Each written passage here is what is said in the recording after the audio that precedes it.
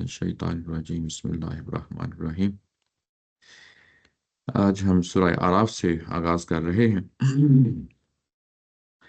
इससे पहले सूरह अनआम हमने ख़त्म कर ली थी पिछले हफ्ते, और ये सूरह आराफ और सूरह अनआम दोनों तमाम हैं। ये किस पहलू से तमाम है? ज़ाहिर है कि अब हम जब इसके अंदर दाखिल होंगे तो हमारे सामने बेशुमार पहलू हैं जो सामने आएंगे, और जिससे हमें मालूम होगा कि ये जब ये कहा जाता है कि सूरतें आपस में जुड़ा जुड़ा है तो वो किस पहलू से जुड़ा जुड़ा है।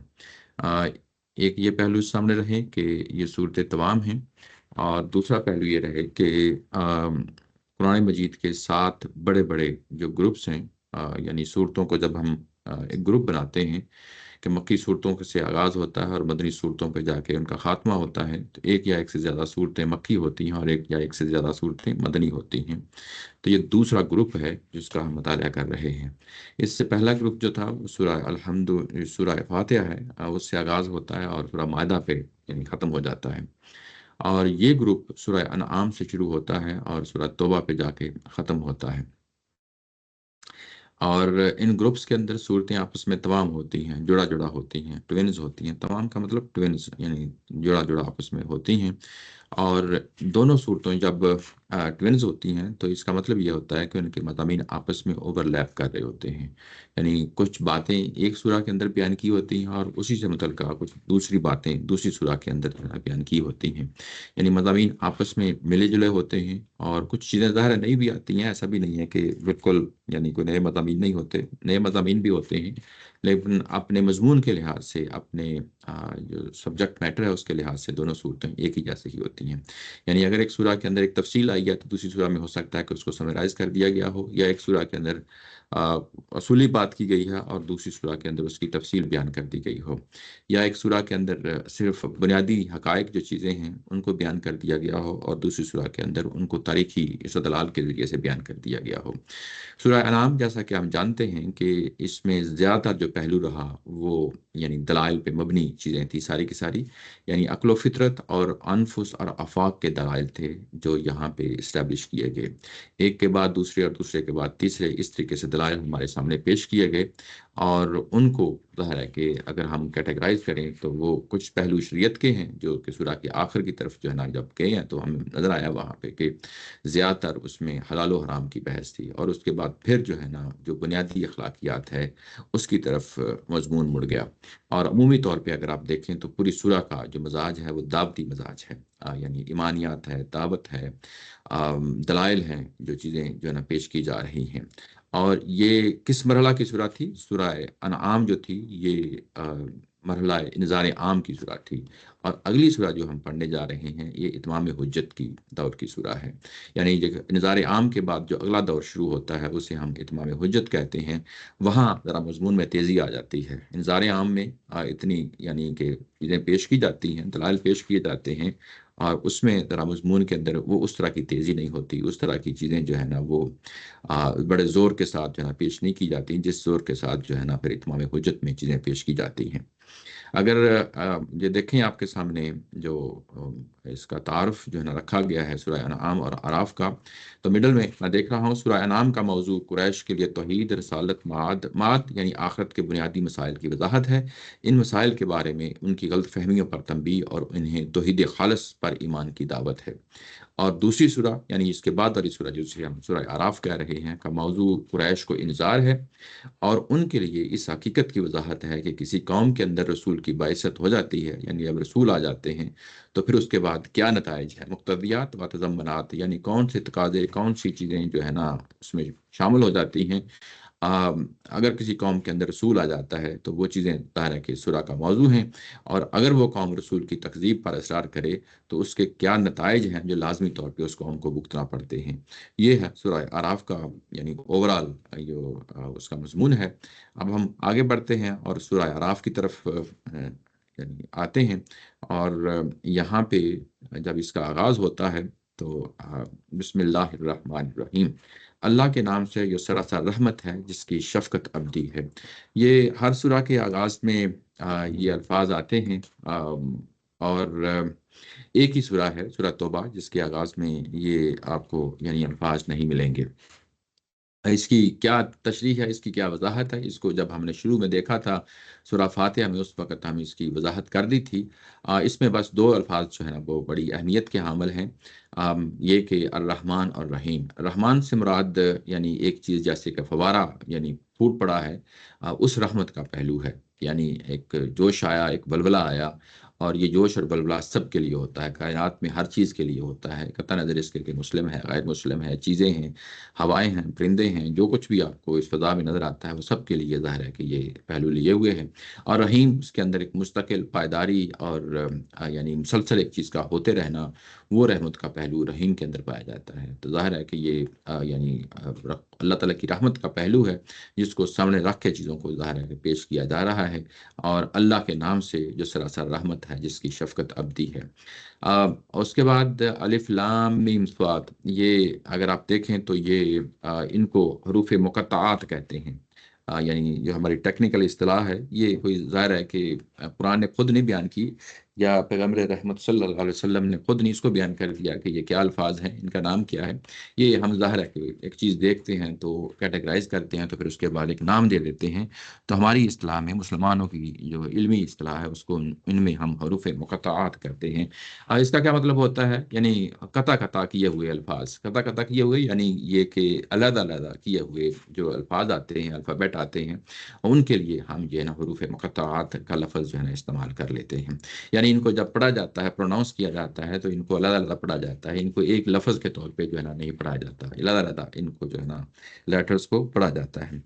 اچھا، اس کا یہ کہ یہ جو آتا ہے، یعنی یہ لیٹرز آتے ہیں حروف مقطعات کی صورت میں، یہ نام کے طور پہ آئے ہیں، صورتوں کے شروع میں یہ نام کے طور پہ آئے ہیں، اور یہ صورتوں کے نام ہیں۔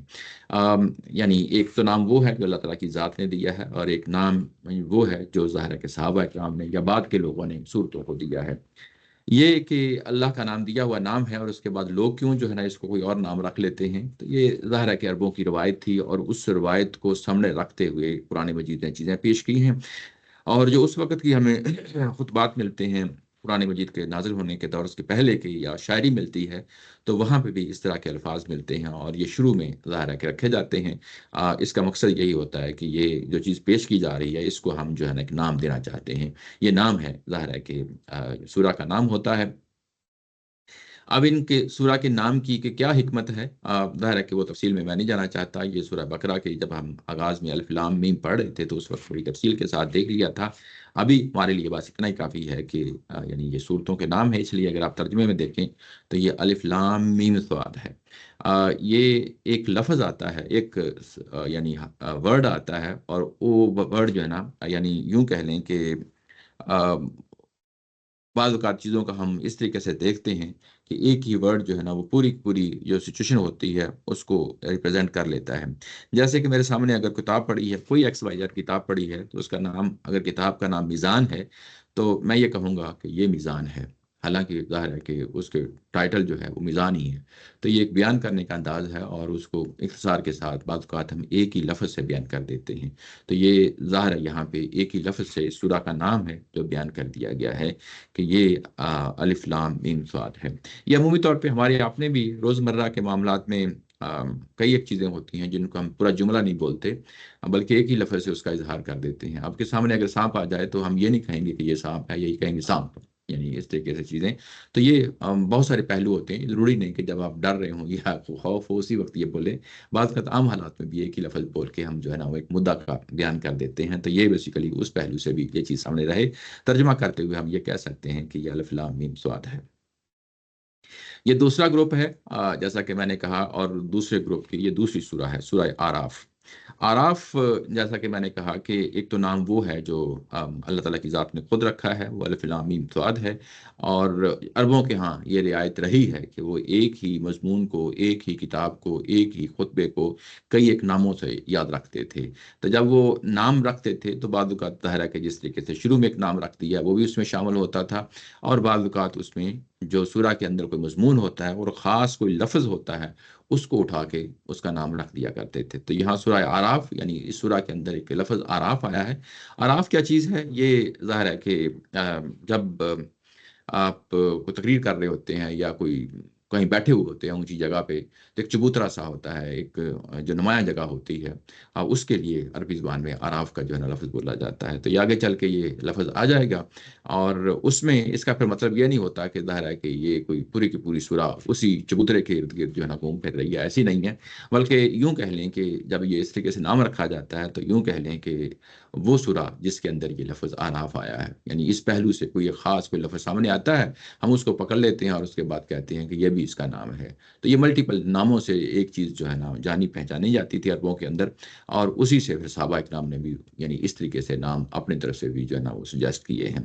سورہ بقرہ کے اندر بھی دیکھیں تو یہی صورتحال ہے، یعنی سورہ بقرہ کا مطلب ہرگز یہ نہیں ہے کہ سورہ کے اندر پوری کوئی گائے بیل کے بارے میں کوئی سٹوریز ہوں گی، ایسی بات نہیں ہے۔ ظاہر ہے کہ اس کے اندر کہیں ایک واقعہ ہے اور اس کے اندر اس واقعے میں گائے کا نام آ گیا ہے، تو گائے یعنی وہ سورہ جس کے اندر گائے کا ذکر ہے۔ تو یہاں پہ سورہ آراف جب ہم کہتے ہیں تو اس کا مطلب یہ ہوتا ہے کہ وہ سورہ جس کے اندر آراف کا ذکر آ گیا ہے۔ تو یہ پہلو ہے جس کو سامنے رکھنا چاہیے۔ اچھا، اس کے بعد اگلا جو چیز ہے جو آپ کے سامنے لانا چاہتا ہوں کہ جو پچھلا گروپ ہے، پہلا گروپ ہے، اس کا آغاز کس سے ہوتا ہے؟ یعنی سورہ فاتحہ سے ہوتا ہے، اور سورہ فاتحہ کا جو ہے نا وہ ہے الحمدللہ رب العالمین۔ اور اسی طریقے سے جب ہم سورہ انعام کا آغاز کرتے ہیں تو وہاں پہ بھی ایک جو ہے نا سملرٹی دیکھتے ہیں۔ وہ سملرٹی یہ ہے کہ الحمدللہ خلق السماوات والارض، وہاں پہ بھی الحمدللہ سے یعنی یہ شروع ہوتا ہے۔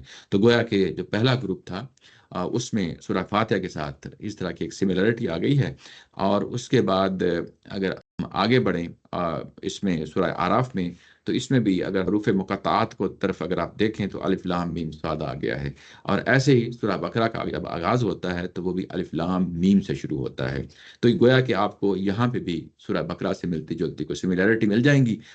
یہ پہلا ہی یوں ہی ابتدائیہ ختم ہوتا ہے، تو اس کے بعد جو واقعہ شروع ہوتا ہے وہ حضرت آدم علیہ السلام کے حوالے سے ہے۔ کیا چیز کر رہا ہوں ایسی بات نہیں۔ میٹنگ میں آج ایک سیٹنگ وہ انیبل کرتے ہیں، اس سے پھر آپ کو اچھا اچھا، نہیں کرنا پڑتا۔ چلیں اس کو بعد میں دیکھ لیتے ہیں، ابھی تو پتہ نہیں۔ بہرحال یہ میں نے کر دی ہیں، سب ایکسیپٹ کر دیے۔ چلیں اس کے حروف مقطعات کی یعنی بات ہم نے دیکھ لی۔ اس کے بعد یہ کہ ان کا آپس میں سملیرٹی کیا ہے پہلے گروپ کے ساتھ اور دوسرے گروپ کے ساتھ۔ پہلے گروپ میں نے جیسا کہ کہا کہ سورہ یعنی انعام جو ہے اگر آپ دیکھیں تو یہ الحمدللہ سے شروع ہوتی ہے، اور ایسے ہی جو سورہ فاتحہ ہے وہ بھی الحمدللہ سے شروع ہوتی ہے۔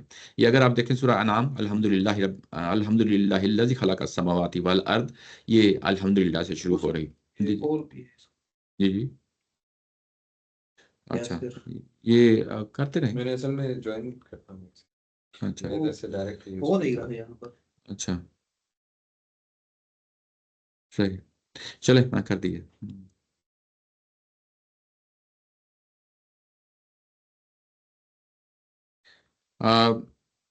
ذرا دیکھ لیجیے۔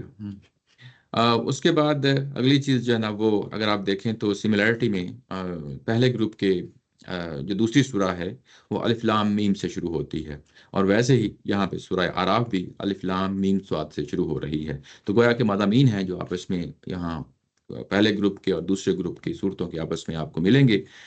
جہاں ذکر کرنا میں نے شروع کیا تھا کہ سورہ بقرہ کے اندر بھی جب شروع کرتے ہیں تھوڑی دیر بعد جو ہے نا وہ ابلیس اور حضرت آدم علیہ السلام کا جو ہے نا واقعہ سامنے آ جاتا ہے۔ ایسے ہی سورہ اعراف کے اندر بھی اگر آپ دیکھیں گے تو اس کے ابتدائیہ کے بعد فوری یعنی وہ پہلو ہے جو سامنے آ جاتا ہے۔ تو ایک طرح کی چیزیں ہیں سملیرٹیز، وہ کہاں کہاں سملیرٹیز ہیں جو ہی ہم آگے بڑھیں گے تو ہم اس چیز کا جو ہے نا وہ دیکھتے رہیں گے، ادا کرتے رہیں گے، دیکھتے رہیں گے کہ کہاں کہاں ہیں جو پہلے گروپ کے ساتھ سورہ بقرہ کے ساتھ اس کی سملیرٹیز ہیں۔ آگے بڑھتے ہیں، آگے بڑھتے ہیں تو یہاں پہ پہلا جو آیا ہے وہ ختم ہو گئی۔ اب پہلی آیا اسی کے ساتھ ہی جو حروف مقطعات ہیں، اس کے بعد کہا گیا کہ کتاب انزل الیک فلا یکن فی صدرک حرج منہ لتنذر بہ وذکر للمؤمنین۔ یہ کتاب ہے، یعنی یہاں پہ بھی اگر آپ دیکھیں تو کتاب انزل الیک، یہ ایک جملہ ہے، اور اس جملے کے اگر ترجمہ کریں تو ترجمہ کیا گیا ہے تو یہ سے شروع کیا گیا ہے، یہ کتاب ہے، حالانکہ یہ اس کے اندر موجود نہیں ہے۔ تو یہ سپریشن ہوتا ہے، یعنی کہ اومیشن ہوتی ہے کسی چیز کی، کچھ ورڈز کی، اور جس کو ہم ظاہر ہے کہ اس کو جب ٹرانسلیٹ کرتے ہیں تو وہ اومیشن جو ہے اس کو ہم نکال کے سامنے لے آتے ہیں۔ یہ زبان و بیان کے اسالیب ہوتے ہیں، وہ اسالیب جو جب ٹرانسلیشن کر رہے ہوتے ہیں تو ہم اس کو پھر ظاہر ہے سامنے لے آتے ہیں۔ زبان و بیان کا معاملہ یہ ہوتا ہے کہ جو اسالیب ہوتے ہیں وہ سامنے رکھے جاتے ہیں۔ ایسا نہیں ہوتا کہ یعنی آج کے دور کا یہ مسئلہ ہے کہ آج کے دور میں یعنی جو کچھ بھی ہم لکھتے ہیں، تحریر کرتے ہیں، ڈسکرپٹیو ہوتی ہے، یعنی اس کو ہم زیادہ تفصیل کے ساتھ بیان کر دیتے ہیں۔ لیکن اعلیٰ ادبی جو زبان ہے، جو پرانی کلاسیکل دور کی ہے، کوئی بھی زبان ہو، ایکس وائی زیڈ، اردو ہو، انگلش ہو، عربک ہو، سب کے اندر یہ چیز ہے کہ اس کے اندر چیزیں جب بیان کی جاتی ہیں تو کچھ چیزیں اومٹ کر دی جاتی ہیں، انڈرسٹوڈ ہوتی ہیں۔ تو یہاں پہ بھی یعنی کتاب سے پہلے ایک لفظ ہے جو اومٹ کر دیا گیا ہے، اور اس کا ترجمہ یہ کسے کیا گیا ہے، یہ کتاب ہے۔ حاضہ یعنی جیسے حاضہ یعنی وہ وہی ہے، یعنی عربی زبان میں جیسے کہا تھا کہ یہ کتاب انزل علیک، یہ کتاب ہے جو آپ کی طرف نازل کی گئی ہے۔ اور اس کے بعد ترجمہ ہے فلا یکن فی صدرک، آپ کے سینے میں، آپ کے دل میں کوئی پریشانی نہ ہو۔ یہ حرج کا جو لفظ ہے اس کا معنی پریشانی ہوتا ہے۔ پریشانی کس پہلو سے پریشانی ہے؟ یہ اگر آپ پوری جو آیا ہے اس کو سامنے رکھ کے دیکھیں تو یہ بتا رہی ہے کہ تمہارے دل میں کوئی پریشانی نہ ہو، اس لیے نازل کی گئی ہے کہ اس کے ذریعے سے لوگوں کو خبردار کرو اور ایمان والوں کو اس سے یاد دہانی حاصل ہو۔ یہ کہ یہ جو جملہ ہے کہ تمہارے دل میں کوئی پریشانی ہو، یہ ظاہر ہے کہ اس کو سورہ کے بالکل آغاز میں ہی ایک طرح کی تسلی اور تشفی کا مضمون ہے۔ یعنی نبی محترم صلی اللہ علیہ وسلم کو تسلی دی جا رہی ہے، تشفی دی جا رہی ہے کہ جو کچھ آپ کی طرف نازل کیا گیا ہے یہ وہ چیز نہیں ہے کہ جس کو آپ نے اپنے ہاتھوں سے لکھا ہے۔ یعنی تسلی اور تشفی کس پہلو سے دی جا رہی ہے کہ یہ وہ چیز نہیں ہے کہ جس کو آپ نے اپنے ہاتھوں سے لکھا ہے، نہ ہی یہ آپ کی خواہش کے مطابق نازل ہوئی ہے کہ آپ چاہتے تھے کہ یہ اس طرح کی کتاب آپ کے اوپر نازل ہو، اس طرح کی آپ کی خواہش بھی نہیں رہی ہے، اور نہ ہی آپ نے اس کو لکھا ہے۔ یہ اللہ تعالیٰ کی طرف سے ظاہر ہے کہ یہ انتظام کیا گیا ہے۔ جب اس کی طرف سے یہ انتظام کیا گیا ہے تو یہ تسلی اور تشفی رہنی چاہیے کہ اگر اس نے یہ انتظام کیا ہے تو اس کے انتظام کرنے کے بعد اس کے اتمام تک، اس دعوت کو اپنے نتائج تک وہ لازمی طور پہ پہنچائے گا۔ اور جو اس کے اندر اس دعوت کے لیے جو تکالیف یا مصیبتیں آپ کو جھیلنے پڑیں گی، یا مشکلات کا جو سامنا کرنا پڑے گا، اس کے لیے آپ کے اندر وہ صلاحیتیں پیدا کر دی جائیں گی کتاب، تاکہ آپ کو ایک اچھے طریقے سے نبرد آزما ہو سکیں۔ ہم جانتے ہیں کہ پچھلی سورہ کے اندر جو پچھلی انعام، سورہ انعام ہے، اسی کا یعنی وہ جوڑا ہے۔ اس سورہ کے اندر مذاق کیا جا رہا ہے، ٹھٹھا کیا جا رہا ہے، اناد اور دشمنی پہ لوگ اتر آئے ہیں اور تنگ کیا جا رہا ہے۔ یعنی ایک پہلو یہ سامنے رہنا چاہیے کہ ایک طرف تنگ کیا جا رہا ہے اور یعنی تکلیفیں دی جا رہی ہیں، مذاق اور ٹھٹھا کیا جا رہا ہے، انسان وہاں پہ تنگ ہو کے رہ گیا ہے، تنگ ہو کے رہ گیا ہے، یعنی پیغمبر رحمت صلی اللہ علیہ وسلم جو ہے نا وہاں ان کے درمیان گرے ہوئے ہیں، تنگ ہو کے رہ گیا ہے۔ ایک پہلو یہ ہے۔ دوسرا پہلو یہ ہے کہ ظاہر ہے کہ یہ کتاب اللہ تعالیٰ کی ذات کی طرف سے نازل ہو رہی ہے، اور ایک اب ذمہ داری آ گئی ہے۔ اب وہ جو ذمہ داری آ گئی ہے، وہ ذمہ داری کا جو پہلو ہے وہ ایک ظاہر ہے کہ ایشو بن گیا ہے۔ وہ ایشو یہ بن گیا ہے کہ نبی محترم صلی اللہ علیہ وسلم نے اس ذمہ داری کو آگے بڑھتے ہوئے ایک نیک اور خیر کے پہلو سے اس چیز کو اس حد تک لے گئے ہیں کہ ہر وقت ایک یعنی ذہن پہ ایک چیز سوار رہتی ہے کہ کہیں کوئی ایسا تو نہیں کہ میری بات میں جو ہے نا کمیونیکیشن میں کوئی پرابلم ہے، کہ بات ہے تو بڑی سادہ ہے بڑی سمپل ہے، بات یعنی سننے والے کو سنتا ہے، سمجھتا ہے تو بڑی جلدی اس کو اڈاپٹ کر لیتا ہے، لیکن کیا وجہ ہے کہ یہ لوگ جو ہے نا میری بات سن نہیں رہے اور اس پہ توجہ نہیں دے رہے، اس طرح کی بات کو، جس طرح کی بات ان کے سامنے رکھی جا رہی ہے، بلکہ اناد اور دشمنی پہ اتر آئے ہیں۔ تو یہ ایک برڈن محسوس ہوتا ہے بندے کے لیے کہ یہ لوگ کیوں نہیں اس چیز کو قبول کر رہے۔ تو ظاہر ہے کہ اس چیز کا نزلہ جو ہے وہ اپنی ذات پہ پڑتا ہے، اور انسان جو ہے نا وہ یعنی اپنے آپ کو تھکا دیتا ہے اس چیز کے اندر۔ تو یہ پہلو، یہ مضمون جو ہے کہ نبی محترم صلی اللہ علیہ وسلم کو اس طرح کی تسلی اور تشفی دینا، یہ قرآن مجید کا جو ہے نا ایک عام اسلوب ہے۔ آپ کئی ایک صورتوں میں اس کو دیکھیں گے کہ یہ چیز آپ کو جگہ جگہ یہ چیز جو ہے نا سامنے آئے گی، جس میں تسلی دی جا رہی ہے، تشفی دی جا رہی ہے۔ اس کے اندر کوئی عتاب کا پہلو نہیں ہے، یعنی ذہن میں آ سکتا ہے کہ کیا وجہ ہے کہ نبی صلی اللہ علیہ وسلم خود بھی کیوں نہیں سمجھ رہے. یعنی ایک ذہن میں چیز آتی ہے نا یہ، تو وہ پہلو اس کو نہیں رکھنا چاہیے، بلکہ اس کو شاباش کے پہلو سے دیکھنا چاہیے. یعنی یہ کہ نبی محترم صلی اللہ علیہ وسلم کے اندر جو ہے نا ایک خیر کا پہلو ہے. یعنی دل کے اندر یا ان کے اپنے نفس کے اندر جو ہے نا کوئی چیز پیدا ہوتی ہے، اور اس کو نفس کے پہلو سے نہیں بلکہ یوں کہہ لیں کہ نیکی اور خیر کے پہلو سے، کہ اپنے قوم کے لیے ایک تڑپ ہے، ایک جذب ہے، ایک جذبہ ہے، وہ ایک چیز کو محسوس کر رہے ہیں، اور اس کو محسوس کرنا بھی چاہیے. اس لیے قرآن مجید نے ایک سٹیج پہ، ارلی ایج پہ یہ بتا دیا تھا کہ ان سنلقی علیک قولا ثقیلا، یہ ایک بڑی بھاری ذمہ داری ہے جو آپ کے اوپر ڈال رہے ہیں. تو جب اتنی بڑی ذمہ داری ڈالی جا رہی ہے تو انسان کے اندر یہ احساس تو ہونا چاہیے نا کہ میرے اندر یہ چیز اگر ڈالی گئی ہے تو اب میں نے اس کا کما جو ہے نا اس کا یعنی لوگوں تک بھی ایک چیز پہنچانی ہے. تو جب یہ پہنچانی ہے تو اس کا ایک نتیجہ لازمی طور پہ ہے کہ ظاہر ہے کہ اس کا اپنے اوپر جو ہے ایک نزلہ گرتا ہے. یہ کہ یہ عطاب اگر ہے بھی تو یہ پھر یہ نبی محترم صلی اللہ علیہ وسلم کی طرف نہیں ہے، بلکہ جو مخاطبین ہیں ان کی طرف جو ہے نا اس کا رخ ہو جاتا ہے. یہ مضمون اس کا کور جو ہے نا عمومی طور پہ استاد محترم اس کو بیان کرتے ہوتے ہیں، اللہ کا باقی نفس کا اللہ یکون مؤمنین. یہ کسی دوسری جگہ پہ جو ہے نا قرآن مجید کے اندر یہ آیت آ گئی ہے کہ کیا آپ اپنے آپ کو یعنی ہلاک کر ڈالیں گے ان لوگوں کے پیچھے اگر یہ آپ کی بات پہ جو ہے نا نہیں مان رہے. تو یہ وہی مضمون ہے جو آپ کو ہر جگہ اس پہلو سے ملے گا. اچھا، اس کے بعد اگر آپ اس کو یہی آیا ابھی جو چیز آپ کے سامنے میں نے رکھی ہے، جو آخری جو آیا ہے پچھلی سورہ کا، اس کو بھی اگر آپ دیکھیں تو وہاں پہ بھی تسلی اور تشفی کا مضمون ہے. وہاں پہ کیا چیز تھی؟ وَهُوَ الَّذِي خَلَقَ وَهُوَ الَّذِي جَعَلَ لَكُمْ خَلَائِفَ الْأَرْضِ وَرَفَعَ بَعْضَكُمْ فَوْقَ بَعْضٍ دَرَجَاتٍ لِيَبْلُوَكُمْ فِيمَا آتَاكُمْ إِنَّ رَبَّكَ سَرِيعُ الْعِقَابِ وَإِنَّهُ لَغَفُورٌ رَحِيمٌ. وہاں پہ بھی اگر آپ دیکھیں 165 میں پچھلی جو آیا ہم نے پڑھی تھی اس میں سورہ انعام میں، وہاں پہ بھی یہ مضمون آپ کو مل جائے گا. یہاں تسلی اور تشفی کا ہے کہ یہ لوگ جو بات آپ کی نہیں مان رہے اس وقت گمنڈ میں ہے کہ ہمارے پاس مال و دولت ہے، قوت ہے زمین کے اندر، اور ہمارے پاس جو ہے نا ہم بعض پہ جو ہے نا جو درجات ملے ہیں، ہم اس جگہ پہ ہیں کہ سیاسی طور پہ اور معاشی طور پہ کامیاب لوگ ہیں. اور ان کو وہاں پہ یہ سمجھایا گیا کہ دیکھیں یہ تو آزمائش کے لیے ہے، لیکن پیغمبر رحمت کو یہاں پہ بھی ظاہر ہے کہ ایک تسلی اور تشفی دی گئی کہ اگر یہ نہیں مانیں گے تو اللہ تعالیٰ کی ذات جو ہے وہ سریع العقاب ہے، لیکن اگر یہ مان جاتے ہیں تو یقیناً ظاہر ہے کہ آپ کی ایفرٹ ہے اور آپ لگا رہے ہیں تو اللہ تعالیٰ کی ذات جو ہے نا ان کو معاف کر دے گی، ان کو یعنی مشرکین مکہ کو معاف کر دے گی اگر یہ لوٹ آتے ہیں. تو وہاں پہ بھی تسلی اور تشفی کا مضمون ہے. وہاں تسلی اور تشفی یعنی ان کے حوالے سے ہے، مشرکین مکہ کے حوالے سے. اور یہاں پہ تسلی اور تشفی جو ہے اگر آپ دیکھیں تو سورہ اعراف میں یہی جو آیا ابھی پڑھی ہم نے، یہ نبی محترم صلی اللہ علیہ وسلم کی طرف جو ہے نا اس کا رخ ہے. اس کے بعد اگلی بات جو کہی گئی ہے کہ یہ کہ پیغمبر کھڑے ہو گئے ہیں، اور یہ جو یہاں پہ تسلی اور تشفی کا مضمون ہے اپنے اندر رسالت کا پہلو لیے ہوئے ہے. یہ محض نبوت کا پہلو نہیں ہے بلکہ رسالت کا پہلو ہے. یعنی نبی محترم صلی اللہ علیہ وسلم پہ ایک بہت بڑا بوجھ یہ بھی تھا کہ میری قوم جو ہے نا ظاہر ہے کہ اس کے نتیجے میں اس کا خاتمہ ہو جائے گا، یہ تباہ و بربادی کی طرف تلی ہوئی ہے، اس کے نتیجے میں زمین کے اوپر قیامت برپا ہو جائے گی. اور وہ جو پہلو ہے وہ بھی ظاہر ہے کہ نبی محترم صلی اللہ علیہ وسلم کی زبان ساری ان کے ذہن پہ، ان کے قلب پہ یہ ایک گراں گزر رہا تھا کہ یہ اس سے پہلے کہ یہ پوری کی پوری قوم تباہ و برباد ہو جائے یہ ایمان لے آئے. اور یہاں پہ اب وہ جو ذمہ داری کا بیان ہے کہ لتنذر بھی، کہ آپ کی جو ذمہ داری ہے وہ بس اتنی ذمہ داری ہے کہ انذار کر دیں، یعنی اس سے آگے نہ بڑھیں، یہ باؤنڈری ہے، اس کے اندر رہیں کہ آپ انتظار کر دیں، یعنی اپنی بات جو ہے نا اس کا ابلاغ کر دیں، اس کی بات کو بیان کر دیں، اس بات کو پہنچا دیں، ان تک پہنچا دیں.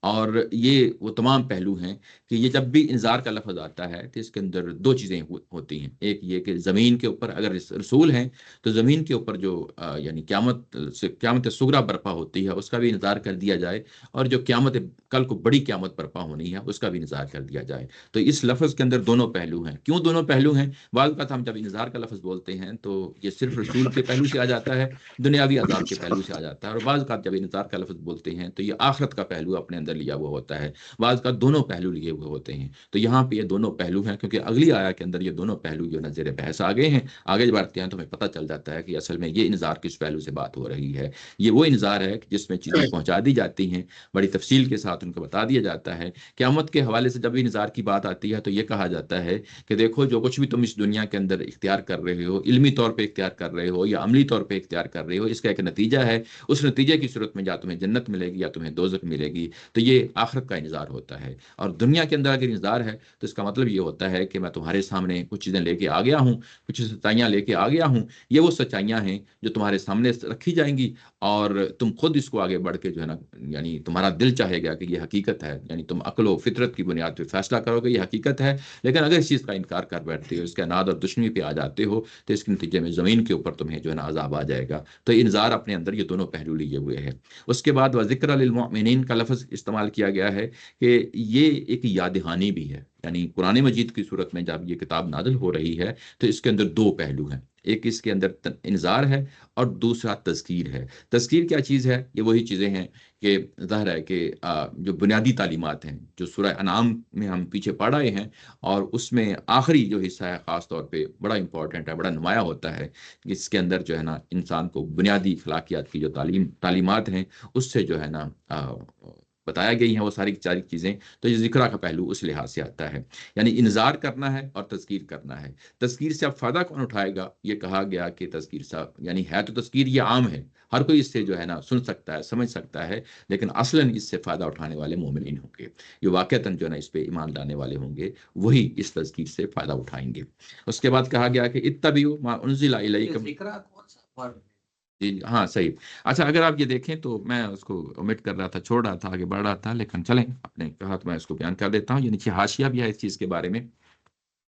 یہاں پہ اگر آپ دیکھیں تو یہ کہا گیا کہ لِتُنذِرَ بِهِ، اس کے ذریعے سے انذار کریں، یہ ورب ہے، اور بھی یعنی اسی قرآن مجید کے ذریعے سے انذار کریں، لیکن یوں ہی ذکر کا لفظ آیا تو اس کے لیے کوئی ورب نہیں لایا گیا، یہ براہ راست جو ہے نا یہاں پہ ناؤن لے آیا گیا ہے، اور یہاں پہ پھر ایک ورب ہے جو omit کر دیا گیا ہے، اور یہ ورب ہے اگر آپ اس کو دیکھیں تو یہ تذکر یعنی اسی ذکر جو لفظ ہے اسی کا ایک فعل ہوتا ہے جس کو ہم ذکر یذکر، یعنی اسی تذکر ذکر للمؤمنین، یعنی اس کی یاد دہانی کرتے رہیے، اس کی یاد دہانی کرتے رہیے۔ کن کے لیے؟ ظاہر ہے کہ یہ مومنین کے لیے، اور اس کو ترجمے میں اسی طریقے سے اس کو کھولا ہے، ایمان والوں کو اس سے یاد دہانی حاصل ہو یاد دہانی ہو، یہ پہلو ہے اس کے اندر۔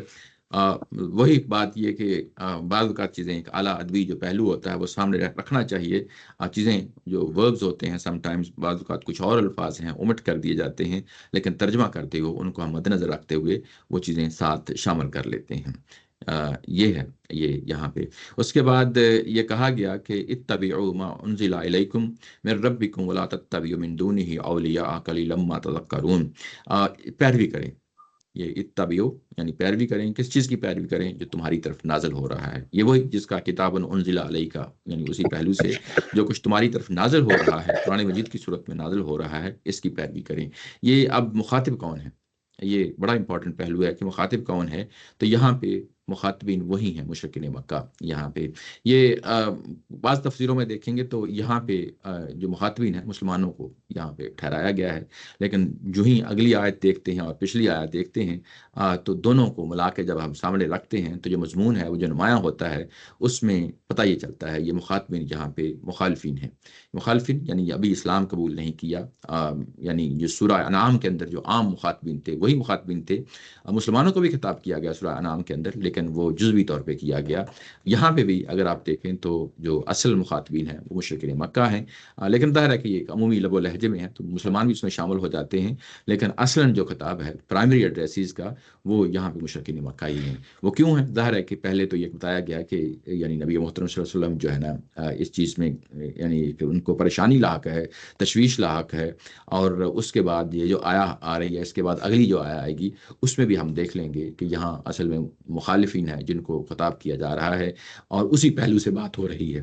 تو یہاں پہ اتبعوا ما انزل علیکم سے مراد یہ ہے کہ یہ وہاں پہ جو بات مان نہیں رہے، جو ضدی اور ہٹ درم ہو گئے ہیں، انہیں کہا جا رہا ہے کہ تمہیں جو بات بیان کی جا رہی ہے اس کو سامنے رکھتے ہوئے اس کی اتباع کرو، اس کی پیروی کرو، اس کو فالو کرو جو کچھ تمہاری طرف نازل ہو رہا ہے۔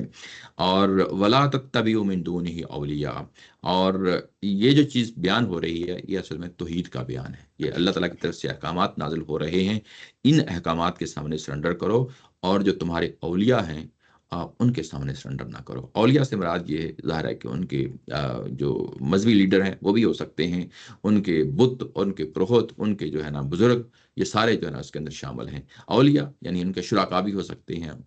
ولی کی جمع اولیاء ہوتی ہے، ولی سرپرست کو کہتے ہیں جس کے ہاتھ میں معاملات دے دیے جاتے ہیں۔ تو ظاہر ہے کہ یہاں پہ ان کے تمام وہ شرکا ہیں، ان کے پروہت ہیں، ان کے جو ریلیجس لیڈرشپ ہے وہ سارے کے سارے اس کے اندر شامل ہو جاتے ہیں، یعنی کہ ان کی باتیں نہ مانیں۔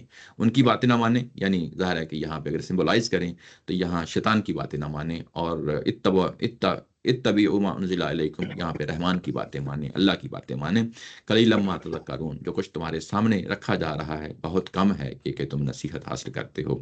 یہ جو وذکر للمؤمنین کہ اصل میں یہ مومنین ہیں کہ جو اس سے نصیحت تذکیر حاصل کریں گے، جبکہ دوسری طرف ان کے بارے میں یہ کہا گیا کہ یہ بات تو آپ ان کے سامنے رکھ رہے ہیں لیکن بہت تھوڑے لوگ ہیں، یا بہت کم جو ہے نا ان کے اندر یہ چیز پائی جاتی ہے کہ آپ کی بات کو یعنی سنیں گے اور اس کے بعد واقعی اس سے نصیحت حاصل کریں گے۔ قلیلا ما تذکرون، بہت کم ہیں جو اس سے نصیحت حاصل کریں گے۔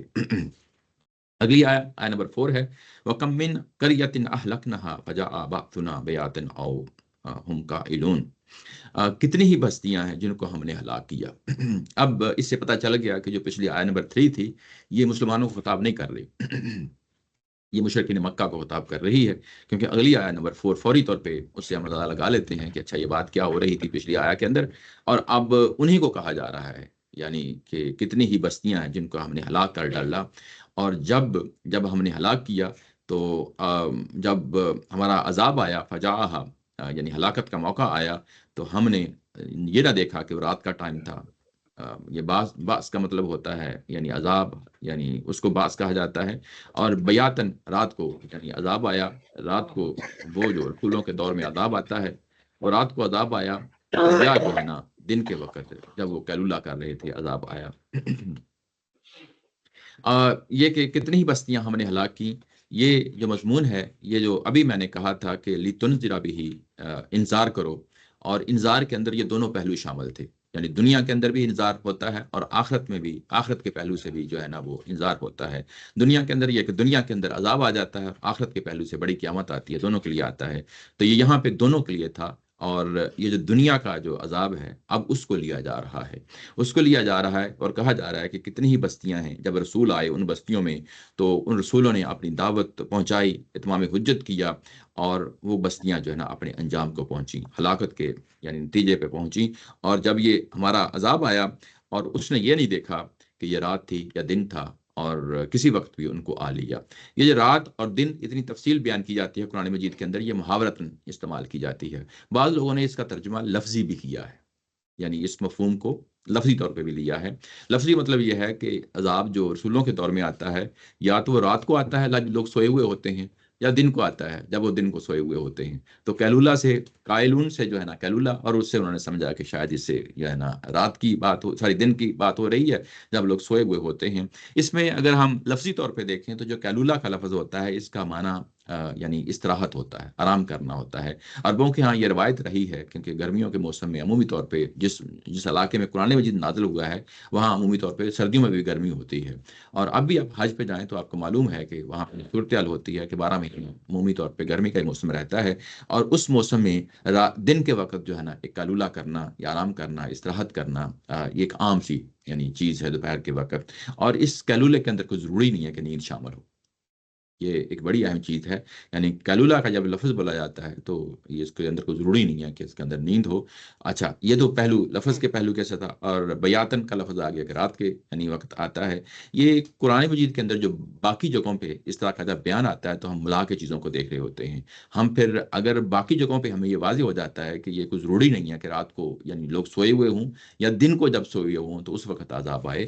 پچھلی سورہ کے اندر جب ہم اس کو دیکھا تھا تو وہاں پہ میں آپ کو ایک مقام پہ لے جاتا ہوں، وہاں پہ 44 آیا ہے، وہاں پہ یہ کہا گیا کہ جب ہمارا عذاب آیا ہے، فلما، یہ آیا نمبر 44 ہے، فلما نسوا ما ذکروا به فتحنا علیہم ابواب کل شیء حتی اذا فرحوا بما اوتوا اخذناهم بغتة فاذا هم مبلسون۔ اوتوا اخذناهم بغتة، اخذناهم بغتة، ہم نے اچانک ان کو لے لیا، اچانک لے لیا۔ تو یہ آگے چل کے سورہ اعراف میں مزید جو ہے نا یہ چیز کھلے گی. تو یہ بیسیکلی ہاں یہاں پہ آیا نمبر 4 کے اندر جو کچھ بیان ہوا ہے اس کو ہم محاورتاً لیتے ہیں کہ جب عذاب آتا ہے تو وہ یہ نہیں دیکھتا کہ رات کا ٹائم ہے یا دوپہر کا ٹائم ہے. وہ جب آیا سو آیا، ہو سکتا ہے وہ صبح ٹائم آ جائے، ہو سکتا ہے شام کے ٹائم آ جائے، ہو سکتا ہے رات کو آ جائے. یعنی گویا کہ تم اپنے نارمل حالات کی زندگی گزار رہے ہوتے ہو، اپنے کام کاج میں مصروف ہوتے ہو، اپنے بیوی بچوں کے ساتھ جو ہے نا ایک اچھا ٹائم گزار رہے ہوتے ہو، عام جس طرح استراحت کر رہے ہو، دن کا ٹائم ہے، رات کا ٹائم ہے، تو اچانک تمہیں ایک چیز نے آ کے گھیر لیا. تو یعنی وہ پہلو ہے جس کو یہ بتایا گیا ہے یہاں پہ. عذاب آتا ہے تو اس طریقے سے عذاب آتا ہے. فما کان دعوہم اذ جاءہم بأسنا الا ان قالوا انا کنا ظالمین. اور جب ہمارا عذاب آتا ہے تو اس وقت تم پکار اٹھتے ہو، یعنی اس کے علاوہ کوئی اور تمہاری پکار نہیں ہوتی، بس یہی پکار ہوتی ہے جب ہمارا عذاب آتا ہے. وہ کیا ہے کہ ہم خود ہی ظالم تھے. یہ ایک اعترافی بیان ہے، ہم خود ہی ظالم تھے. یعنی ہم نے یہ ظالم کس پہلو سے؟ ظالم اس پہلو سے کہ اپنی جانوں پہ ظلم اٹھاتے رہے ہیں. یعنی ہمارے سامنے اللہ تعالیٰ کی آیات آتی رہیں، جس طرح یہ کتاب انزل علیہ کا یہ بات کہی گئی ہے. رسول آتا ہے، رسول آ کے انذار کرتا ہے، لتنذر بہ وذکری للمؤمنین، انذار کرتا ہے اور اس کے بعد بتاتا ہے کہ اس انذار کے نتیجے میں ایک سٹیج پہ تمہارا خاتمہ ہو جانا ہے. اور اس خاتمے کے لیے جو ہے نا ان کو ذہنی طور پہ یہ ساری چیزیں بتا دی جاتی ہیں. اور جب ہمارا یہ آ جاتا ہے، یعنی یہ موقع آ جاتا ہے عذاب کا، تو اس کے بعد تم خود ہی پکار اٹھتے ہو کہ ہم خود ہی ظالم تھے. یہ ایک بڑی اہم سٹیٹمنٹ ہے، یہ بہت اہم سٹیٹمنٹ ہے. یہ بیسیکلی وہ سمجھ چکے ہوتے ہیں، یعنی آخری وقت جب ان کا یہ اقرار ہوتا ہے، اس کا مطلب یہ ہے کہ وہ اپنے دلوں کے اندر ایک چیز پائی جاتی تھی اور وہ مان گئے تھے اس چیز کو.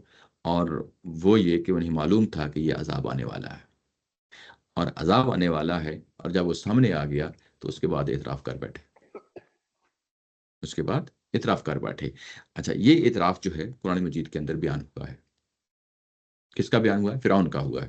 اور فرعون نے کہا تھا کہ یہ یعنی میں اب موسیٰ علیہ السلام کی راہ پہ ایمان لایا ہوں، لیکن اس وقت اس ایمان کا لانے کا کوئی فائدہ نہیں تھا. یہ جو ابھی ہم نے پچھلی سورہ پڑھی ہے اور وہاں پہ آیا نمبر 158 تھی، وہاں پہ اگر ہم دیکھیں تو یہ کہ 158 کیا چیز ہے؟ وہاں پہ کہا گیا ہے کہ جب ہمارا اس طرح کا عذاب آتا، حل ینصرون الا ان تأتیہم الملائکۃ او یأتی ربک او یأتی بعض آیات ربک یوم یأتی بعض آیات ربک لا ینفع نفسا ایمانها لم تکن آمنت من قبل. اس وقت ایمان لانا کوئی فائدہ مند نہیں ہوتا.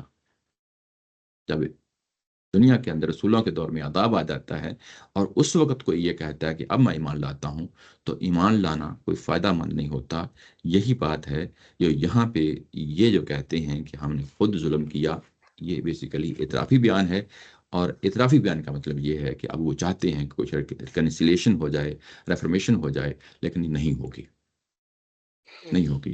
اس لیے نہیں ہوگی کیونکہ ان کو پہلے بتا دیا گیا تھا کہ اگر تم اس وقت یہ چاہو گے تو یہ چیز نہیں ہو سکتی، یہ چیز نہیں ہو سکتی. اگر آیا نمبر 128 پہ جا کے دیکھیں تو وہاں پہ یہ جو کہا گیا ہے، سوری 28 اچھا، یہ جو یہاں پہ یہ اعترافی بیان ہے، یہ تو دنیا کے اندر انہوں نے مانا.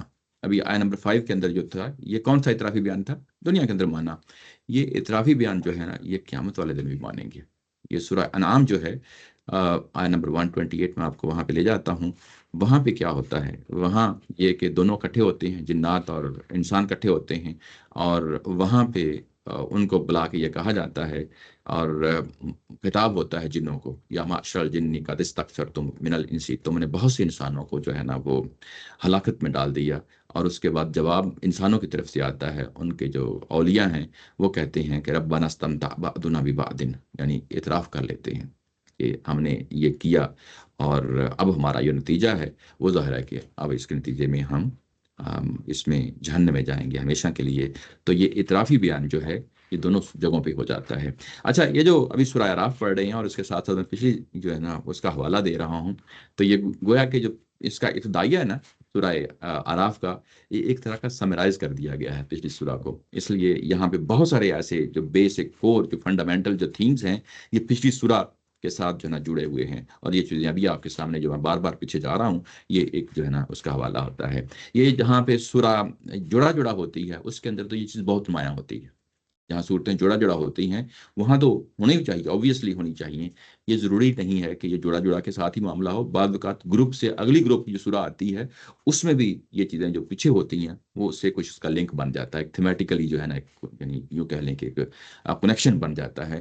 اگر ہم جب سورہ مائدہ ہم نے پڑھ رہے تھے تو اس کے آخر میں جو مضمون تھا، آگے چل کے ہم نے دیکھا کہ سورہ مائدہ تو مدنی سورہ ہے اور وہ پچھلے گروپ کی سورہ ہے، لیکن سورہ انعام میں جب ہم آگے آئے تو بالکل آغاز میں کچھ چیزیں ہمیں سملرٹی ہمیں نظر آئی کہ جو پچھلی سورہ کے اختتام پہ تھی اور سورہ انعام کے جو ہے نا بالکل آغاز میں تھی۔ تو وہ ایک بیسیکلی یعنی ایک سیکوینس ہوتا ہے، بات کو جو ہے نا آگے بڑھانے کا ایک انداز ہوتا ہے، ایک نظم ہوتا ہے جس میں چیزیں فروئی ہوئی ہوتی ہیں۔ تو یہاں پہ بھی اگر آپ، یہ تو obvious سی بات ہے کہ یہاں پہ اب یہ جوڑا جوڑا ہے تو یہ چیزیں جوڑا جوڑا ہیں تو وہاں تو چیزیں اور نمایاں ہو کے یہ سامنے آ جائیں گی۔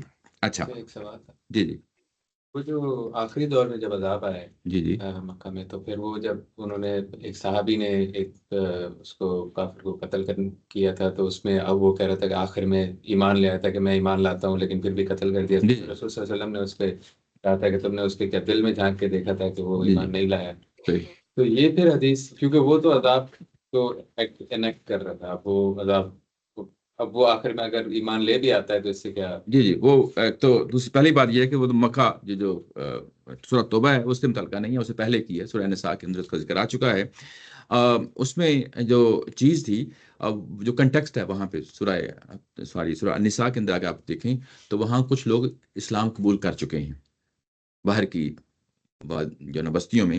اب ان کو کہا جا رہا ہے کہ مدینہ آ جائیں، مدینہ نہیں آ رہے، وجوہات ہو سکتی ہیں کئی ایک جو ہے نا اس میں۔ اب وہاں پہ ایک کرائٹریا بیان کر دیا گیا کہ ہو سکتا ہے کہ وہ لوگ جو ہے نا کوئی اور وجہ ہو، کوئی ریزن ہو، تو وہاں جو السلام علیکم کا جو ہے نا جو مانے جائے گے تو اس کو جو ہے نا رعایت جو ہے نا وہ ملے گی، مسلمانوں کی جو ہے نا کچھ نہ کچھ جو سمبلز ہیں اس کی پیروی کرنے والے ہوں گے، وہاں پہ یہی چیز تھی۔ تو وہ جب ایک السلام علیکم کہا جائے گا یا یہ کہا جائے گا کہ میں اسلام قبول کرتا ہوں یا یہ کہا جائے گا کہ میں ایمان لاتا ہوں، تو گویا کہ ایک طرح کی ان کو رعایت دی جائے گی، اور وہاں پہ سختی سے منع کیا گیا کہ اگر کوئی واقعی کوئی اس طرح کا بندہ ہے تو اس کو قتل نہیں کیا جائے گا۔ تو وہ پہلو جو ہے نا کنٹیکسٹ سامنے رہنا چاہیے، وہ ظاہر ہے کہ کنٹیکسٹ میں جب چیز دیکھتے ہیں تو وہ چیز واضح ہو جاتی ہے۔ یہ وہاں پر عذاب کا معاملہ نہیں، وہ نہیں، یعنی وہ بیسیکلی منافقین ہیں اور جو وہ نہیں آنا چاہ رہے تھے، کچھ وجہ تھی یا کمزور مسلمان تھے، یہ ساری یہ چیزیں تھیں، اور وہاں پہ رعایت دی ہے قرآن مجید میں سورہ نساء کے اندر۔ تو وہ ضروری نہیں ہے کہ مکہ کے اندر کے رہنے والے لوگ ہوں، مکہ کے ارد گرد اور علاقوں کے لوگ بھی ہو سکتے ہیں، اور ایون مکہ کے بھی ہو سکتے ہیں، اس میں کوئی وہ حرج کی بات نہیں ہے۔ تو وہ ساری چیزیں ظاہر ہے کہ جو کنٹیکسٹ ہے وہ امپورٹنٹ ہوتا ہے، اس کو سامنے رکھا جائے۔ اچھا، اس کے بعد آگے چیز دیکھتے ہیں۔ اچھا، اس کے بعد یہ جو ابھی آپ کے سامنے یہ رکھا ہے کہ ان کا یہی پکار ہوگی، یہی دعویٰ ہوگا کہ جب یہ سامنے ان کے آ جائے گا کہ ہم نے خود ہی اپنی جانوں پہ ظلم کیا ہے، یہ اعتراف کر لینا ہے۔ اور یہ اعتراف جو ہے کوئی فائدہ مند نہیں ہے، سود مند نہیں ہے، پچھلی سورہ کے اندر ہم نے دیکھ لیا۔ اور اس کے بعد یہ کہ قیامت والے دن بھی یہ لوگ اعتراف کریں گے۔ اس کے بعد بات یہاں تک نہیں رہی، بڑی امپورٹنٹ بات ہے، بات یہاں تک نہیں رہی۔ ابھی ہم نے جو کچھ پڑھا ہے یہ دنیا کے اندر عذاب جو رہتا ہے رسولوں کے دور میں، اس چیز کو یعنی یہاں پہ بڑی تفصیل کے ساتھ جو ہے نا ایڈریس کیا ہے، اور اس کے ساتھ اب آخرت کو لے لیا، ساتھ ہی لے لیا ہے۔ یعنی اصل میں کیا چیز ہے؟ جزا و سزا ہے نا، جزا و سزا۔ دنیا کے اندر بھی یہ جزا و سزا کا معاملہ ہے، جو انسانوں کے اوپر عذاب آ جاتا ہے رسولوں کے دور میں، اصل میں یہ بھی جزا و سزا ہے۔ اس کو ہم قیامت صغریٰ کہتے ہیں۔ یہ لفظ قرآن میں خود استعمال کیا ہے، سورہ یاسین میں جا کے اس کو پڑھیں گے کہ قیامت صغریٰ جو ہے نا برپا ہوتی ہے، اور اس کے ساتھ جو آخرت میں قیامت برپا ہونی ہے، آخری قیامت برپا ہونی ہے، اس کو بھی ساتھ ہی لے لیا ہے۔ ابھی آیت نمبر 5 میں دنیاوی عذاب کی بات تھی، آیت نمبر 6 میں قیامت کی بات ہے۔ وَلَا نَسْأَلَنَّ الَّذِينَ أُرْسِلَ إِلَيْهِمْ وَلَا نَسْأَلَنَّ الْمُرْسَلِينَ۔ اور ہم بات یہاں تک ہی نہیں رکھیں گے، یعنی دنیاوی عذاب تک ہی نہیں رکھیں گے، بلکہ ہم ایک اور قیامت برپا کریں گے، اور اس قیامت میں جو ہے نا ہم لازمی طور پہ سوال کریں گے۔ یہ نون جو آیا نا، یہ آخر میں جو تشدید شد لگی ہوئی ہے، یہ اصل میں یہ گرامر کے لحاظ سے دیکھیں تو اس کا مطلب یہ ہوتا ہے کہ لازمی طور پہ ہم لازمی طور پہ سوال کریں گے۔ کن کو سوال کریں گے؟ ان لوگوں کو سوال کریں گے جن کی طرف ہم نے رسولوں کو بھیجا تھا، ان کو سوال کریں گے۔ یعنی یہ کہ دنیا کے اندر تو عذاب آ گیا، یہاں سوال و جواب کا آخری لمحے پہ کوئی معاملہ نہیں ہوتا، یعنی اس میں آپ کی اپنی زندگی ہوتی ہے، آپ نے اناد اور دشمنی تک پہنچ گئے ہیں رسول کی مخالفت میں، اور بات سمجھنے سمجھانے سے وہاں تک چلی گئی ہے کہ جہاں پہ آپ نے ہٹ درمی کے ساتھ اعلان کر دیا کہ میں اس رسول کو نہیں مانتا تعصب کی بنیاد پہ، جب آپ اس جگہ پہنچ جاتے ہیں اور اس کے بعد جب اچانک عذاب آتا ہے تو درمیان میں کوئی پھر سوال و جواب نہیں ہوتا. سوال و جواب کے لیے پھر ظاہر ہے قیامت برپا کی جاتی ہے، جو بڑی قیامت برپا کی جائے گی، اور وہاں پہ ہم پھر لازمی طور پہ پوچھیں گے. وہاں پہ پھر جو ہے نا یہ موقع مہیا کیا جائے گا، اور وہاں پہ یہ پوچھیں گے جن کی طرف ہم نے رسولوں کو بھیجا، ان کو پوچھیں گے کہ کیا وجہ تھی کہ تم نے اس کتاب کا کیوں انکار کیا. ولا نسألن المرسلین، اور ہم جن کو بھیجا تھا یعنی جن رسولوں کو بھیجا تھا ان سے بھی سوال کریں گے کہ ان لوگوں نے کیا جواب دیا تھا. یہ جو مضمون ہے کہ ہم لوگوں سے پوچھیں گے قیامت والے دن، اور اس میں آڈینس کون سے ہیں، بڑی امپورٹنٹ بات ہے یہاں پہ.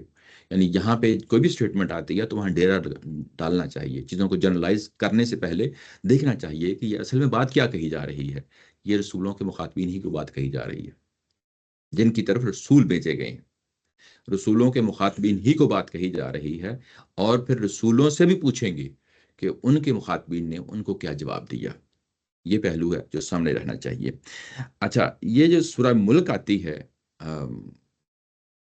آخری جو پارے ہیں ان میں جب آتی ہے تو وہاں پہ ہمیں پتہ چلتا ہے کہ اچھا وہ جو لوگوں سے سوال پوچھے جائیں گے وہ کیا سوال ہوں گے، وہاں پتہ چل جاتا ہے. وہاں پہ جب ان کو دوزخ میں ڈالا جا رہا ہوتا ہے، سورہ ملک میں جب ہم پڑھتے ہیں تو دوزخ میں ڈالا جا رہا ہوتا ہے تو ان سے جو ہے نا فرشتے پوچھتے ہیں کہ تمہاری طرف جو ہے نا رسول نہیں آئے تھے، اس دن کی تمہیں جو ہے نا انذار نہیں کیا تھا؟ تو وہ مان جاتے ہیں کہ جو ہے نا یقیناً رسول آئے تھے، لیکن یہ ہماری کم بختی تھی کہ ہم جو ہے نا ان کی باتوں پہ کان نہیں دھرا، اور آج وہ نتیجہ ہے ہمارے سامنے آ گیا ہے کہ ہم نے جو ہے نا اس دوزخ میں پڑھ رہے ہیں. یہ سورہ ملک ہے.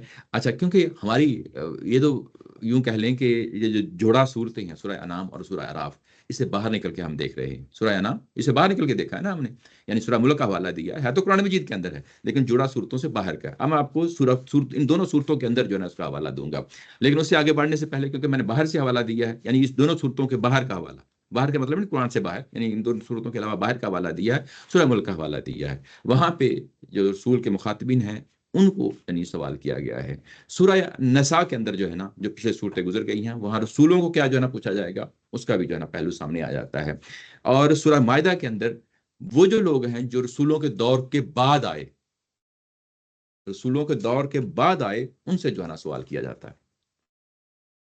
وہاں سورہ مائدہ میں کون سے ہیں جن کو رسولوں کے دور کے بعد آئے؟ نصارہ، عیسائی ہیں. حضرت عیسیٰ علیہ السلام سے کہ آپ نے ان کو کہا تھا کہ تم میری ماں اور میری پوجا کرو، تو یہ تو عیسیٰ علیہ السلام کے دور کے لوگ تو تھے نہیں، یہ بعد کے دور کے لوگ ہیں، ٹھیک ہے نا، جنہوں نے ان کو جو ہے نا معبود بنا لیا. بعد کے دور کے لوگ ہیں. تو بعد کے دور کے لوگوں کو جب سوال پوچھا جاتا ہے یا ان کا کمپیریزن کیا جاتا ہے، اور جو رسول کے براہ راست مخاطبین ہوتے ہیں ان دونوں میں فرق رکھا جاتا ہے. یہ بڑی امپورٹنٹ بات ہے، یعنی قرآن کے مندرجات سے یہ چیز جو نا سمجھنے والی ہے. دونوں کے سامنے ایک طرح کے سوالات نہیں ہوتے. جو رسول کے براہ راست مخاطبین ہیں ان کے سامنے کیا ہوگا؟ ان کے سامنے تو یہی ہوگا کہ رسول آئے تھے، یہ کتاب آئی تھی، یہ قرآن آیا تھا، تمہارے سامنے یہ چیز پریکٹیکلی یعنی انہوں نے فزیکلی جو ہے نا پیش کی تھی. یہ براہ راست سوالات ہوں گے نا جو مخاطبین ہیں. لیکن جو بعد میں لوگ آئے ہیں اب ان کا آپس میں موازنہ کیا جائے گا کہ یہ چیز یہ تھی اور یہ چیز اس سے ڈیویٹ کر گئے، یہ چیز یہ تھی اور اس سے ڈیویڈیٹ کر گئے. اور اس کے بعد رسول سے پوچھا گیا جائے گا کہ یہ چیز کیا جو ہے نا اس کے مطابق ہے جو تم نے پیش کی تھی. تو پھر جو ہے نا رسول جو ہے نا اپنے پہلو سے جو ہے نا جواب دے کہ یہ تو میں نے نہیں کیا تھا. تو یہ دونوں کا فرق جو ہے نا آپس میں دونوں کو ایکویٹ نہیں کرنا چاہیے، دونوں کو. لیکن یہ جو بات کی آپ بات کر رہے تھے مائدہ میں، جی وہ تو اس کے ماننے والوں سے سوال ہو رہا ہے. جی ماننے والوں سے ہی ہے. تو وہاں پر تو نہ ماننے والوں سے سوال ہو رہا ہے. جی جی میں کہہ رہا ہوں کہ دونوں میں فرق رکھنا چاہیے. ہاں فرق تو رکھا ہے میں اسی ماننے اسی والوں سے بھی کہ جو بعد میں آئے ہیں وہ بھی ماننے والے ہیں. یعنی جیسے ہم بعد میں آنے والے نبی محترم صلی اللہ علیہ وسلم کے پیروکار ہاں ہیں. ٹھیک ہے، ہمارے ساتھ کمپیریزن ٹھیک ہے. یہ میں کمپیریزن کرتے ہوئے کہ ہاں. جب ہم سے فرض کیا کہ کوئی سوال کیا جائے گا قیامت تو والے ہمیں دن اس رسول کے حوالے سے، رسول کے ساتھ لنک کر کے کیا جائے گا، تو اب ہماری پوزیشن وہ نہیں ہے جو براہ راست مخاطبین کی ہے. براہ راست مخاطبین کو اور سوالات ہوں گے اور ہمارے حوالے سے اور ہوں گے. دونوں میں فرق رکھا جائے گا. یہ دونوں چیزیں جو ہے نا سورہ مائدہ سے اور سورہ ملک سے دونوں چیزیں ہمارے واضح طور پہ سامنے آ جاتی ہیں، اور یہ فرق انڈرسٹوڈ ہے، ہماری عقل مانتی ہے، ہماری تو فطرت کیا مانتی ہے. صحابہ کرام سے سوال نہیں ہوگا؟ جی ہوگا، ان سے بھی ہوگا. اس کا کوئی اس کا کوئی الگ نہیں، اسٹیٹس وہ ہوگا؟ اس کی کچھ ضروری نہیں ہوتی کہ ہر چیز جو ہے نا آپ کے اچھا سامنے رکھ دی جائے. کچھ چیزیں وہ ہوتی ہیں جن کی ضرورت ہوتی ہے بیان کرنے کی، اور ان کی کیونکہ کنٹیکسٹ یہ بتا رہا ہے کہ ان کے سامنے بات رکھ دی گئی، ان کو بات پہنچا دی گئی، ان سے سوال بنتا ہے ویسے کچھ. ایسے کوئی ہے یہاں پر کہ جس کو جنگ بدر میں شریک ہوئے یا بیعت الرضوان میں شریک ہوئے، اس طرح صحابہ جو ہے، جی جی. ان کے بارے میں کوئی ہے قیامت کے اندر یعنی کوئی؟ دیکھیں کچھ چیزیں ہیں، قرآن مجید خود کہتا ہے کہ بہت سے لوگوں کو بغیر حساب کتاب کے جو ہے نا جنت میں ڈال دیا جائے گا. ان کے لیے ضروری نہیں ہے کہ جو ہے نا، اور کچھ لوگوں کے لیے پہلو یہ بھی سامنے آتا ہے مشرکین سے کہ ان کو بھی بغیر حساب کتاب کے دوزخ میں ڈال دیا جائے گا، یعنی ان سے نہیں پوچھا جائے گا، ان کا حساب کتاب دنیا میں ہو گیا ہے. تو جنت کے حوالے سے کہا گیا کہ وہ بہت سارے لوگ ہیں، اور خاص طور پہ جو رسولوں کے پہلے دور کے لوگ ہوتے ہیں ان کے بارے میں کہا گیا کہ بہت سارے لوگ ہیں کہ جنت میں ان کو براہ راست ڈال دیا جائے تو گا. اس کا مطلب ہے کہ ایک کیٹیگری پھر وہ ہے جی جس جو سے یہ صحابہ پورا سوال و جواب نہیں ہوگا، جی ایسے ہی ایسے ہی. اور ایون مشرکین سے جو مخالفین ہیں ان میں سے اور بھی ان سے بھی کیٹیگری، نہیں ہوگا، ان سے تو بھی یہ بائی پاس ہو جائیں گے. بائی پاس ہو جائیں. اور یہ کس طرح کے لوگ ہیں؟ جس طرح کے فرعون ہیں، جس طرح کے ابو لہب ہیں، قرآن نے خود بتا دیا ہے ٹھیک. جن کا اعلان دنیا میں کر دیا ہے، تو وہ تو انڈرسٹوڈ ہے. ابو لہب کا بیان دنیا میں آ گیا نا، اس کے پھر سوال جواب کی کیا ضرورت رہ گئی؟ اس پہ تو ہو گیا. ہاں وہاں پر اب مجھے سمجھ آ گئی، رسول کے سامنے دونوں کیٹیگریز چن کے بالکل واضح ہو جاتی ہے. جی جی تو ایک سے یہ سوال ہوگا جی جی جو نہ ماننے والے ہیں، جی جی. اور دوسرا بغیر حساب کتاب کے چلا جائے، صحیح. اور جو بعد میں آنے والے ہیں جی جی. اس سے یہ والا سوال نہیں ہوگا. نہیں ہوگا، ایک تیسرا سوال ہو جائے گا جس کے اندر تھوڑی سی ریلیکسیشن جی ایسے آ ہی. رہی ہے، اور وہ سورہ مائدہ کی سورہ چیز ہے. ایسے ہی. ٹھیک ہے. یہ فرق جو ہے نا وہ رہنا چاہیے. یہ ہم کیوں اتنی تفصیل میں جاتے ہیں چیزوں کو دیکھنے کے لیے؟ یہ ظاہر ہے کہ ہمارا ایک پیٹرن ہے، اس کو ہم فالو کر رہے ہیں کہ بڑی تفصیل کے ساتھ چیزوں کو گہرائی میں جا کے دیکھیں، یہ ساری چیزیں دیکھیں. ادروائز ایک جو ہے نا صرف یعنی ایک ہلکے پھلکے انداز سے جو ہے نا آگے نکل جائیں تو ضروری نہیں ہوتا کہ وہ اس کی گرفت میں آپ کے ہاتھ میں آئے. یہ چیزیں ہیں، یہ اپنے تئیں یہ کوشش ہوتی ہے اس چیز کو جو ہے نا بیان کرنے کی، سمجھنے کی، دیکھنے کی. یہ ہے. اچھا ابھی آپ کے سامنے جو چیز رکھی گئی ہے، یہ میں نے کہا کہ سورہ مائدہ سے میں نے اس کا حوالہ دیا اور سورہ ملک سے حوالہ دیا. اب میں آپ کے سامنے جو ہے نا حوالہ پچھلی صورت کا جو ہے نا وہ دیتا ہوں سورہ کی. اس میں اگر آپ دیکھیں تو وہاں پہ آیت نمبر 130 ہے. 130 میں یہ کہا گیا کہ یا معشر الجن والانس الم یاتکم رسل منکم یقصون علیکم آیاتی وینذرونکم لقاء یومکم ھذا. اس دن ہم پوچھیں گے، جنوں سے بھی پوچھیں گے اور انسانوں سے بھی پوچھیں گے کہ کیا تمہارے درمیان ہمارے رسول نہیں آئے تھے اور انہوں نے ہماری آیات کو پڑھ کے نہیں سنایا تھا اور اس دن کا انتظار نہیں کیا تھا، یعنی قیامت کا انتظار نہیں کیا تھا. اور قالوا شہدنا علی انفسنا، اور وہ اس چیز کو مانیں گے، اقرار کریں گے کہ کیا یقیناً جو ہے نا رسول آئے تھے. وغرتہم الحیات الدنیا، ہم دنیاوی زندگی میں پڑے رہے، ہم نے ان کی باتوں کو نہیں مانا. وشہدوا علی انفسہم، اور انہوں نے اپنی ذاتوں پہ گواہی دے دی، انہم کانوا کافرین، کہ وہ بے شک جو ہے نا دنیا کے اندر رسولوں کا انکار کرنے والے تھے. تو یہ آیت نمبر 130 ہے، کیونکہ میں نے کہا کہ اس کا پروف جو ہے اسی سورہ کے اندر جو جوڑا ہے وہیں سے دیں گے، بجائے اس کے کہ ہم یعنی کسی اور سورہ پہ جا کے دیں. تو یہ چیز پہلے آ چکی ہے، پچھلی سورہ میں آ چکی ہے، اور اسی مضمون کو یہاں پہ اصولی طور پہ یہ بیان کیا گیا ہے آیت نمبر 6 کے اندر. تو یہ دونوں صورتیں آپس میں اوور لیپ کرتی ہیں، بعض اوقات یہ تفصیل اور فرع اور تفصیل کا جو ہے نا آپس میں تعلق ہوتا ہے. ویسے یہاں پر یہ جو لفظ استعمال کیا یقصون علیکم آیاتی، یہ بڑا میننگ فل ہے. اچھا یقصون ہم لوگ اب اردو میں آج استعمال ایسے ہو رہا ہے جیسے قصے کہانیاں، قصہ کہانی. وہاں پر یہ محکمات کے لیے آ گیا ہے. نہیں، یہ اصل میں وہ جو پچھلے رسولوں کی کہانیاں ہیں وہ تمہیں سنائی گئی تھیں، ہاں اور اس کے نتائج سے تمہیں ڈرایا گیا تھا، کیونکہ اس کے بعد یہی بات ہے پچھلی سورہ کے اندر. لیکن وہ تو حقائق ہے نا. وہ تو حقائق. ہم اب قصے کو ایسے ہی ہم جب کسی پر تنقید بھی کرتے ہیں ہاں تو ہم بھی کہتے ہیں یار یہ کیا قصے کہانیاں لے کر بیٹھ گیا. ہاں، اس کو سٹوریز کے معنی میں لے لیتے ہیں نا. تو قصہ یا قصو کا معنی سٹوری نہیں ہوتا، بعض کا نریٹ ہوتا ہے اس چیز کو، یعنی بیان کرنا، بیان کرنے کے معنی میں ہوتا ہے. تو کیا انہوں نے بیان نہیں کیا تھا؟ یوں ہی آپ اس کو سٹوری سنانے میں چلے جاتے ہیں تو اس کا ایک امپریشن اور پڑتا ہے. الفاظ کا چناؤ جو ہے نا ترجمے میرا بھی، خیال ہے کہ ہاں یہ تو ترجمے بھی الفاظ کا چناؤ بڑا معنی خیز ہونا چاہیے. ویسے سوسائٹی لفظ کو کیسے لیتی ہے یہ بڑا مسئلہ پیدا کرتی ہے. ہاں، آج کے زمانے میں لوگ ایک لفظ کی کچھ اور معنی لیتے ہیں، قرآن شریف میں اس کو کوئی اور معنی ایسے ہی ایسے ہی ایسے ہی. اچھا، اس کے بعد اگلی بات آیت نمبر 7 میں یہ کہی گئی ہے کہ فلا نقصن علیہم بعلم وما كنا غائبین، اور یہ ساری کی ساری جو بات ہے ہم اس کو بیان کر دیں گے. یہاں پھر وہی آ گیا نقصن، ہم اس کو بیان کر دیں گے. بیان کر دیں گے. کیا بیان کر دیں گے؟ علیہم بعلم، اپنے علم کے ساتھ. اللہ کا علم ظاہر کیا ہے، وہ تو مائنیوٹ سے مائنیوٹ چیزوں کو اٹھا کے جو ہے لے کے سامنے آ جاتا ہے.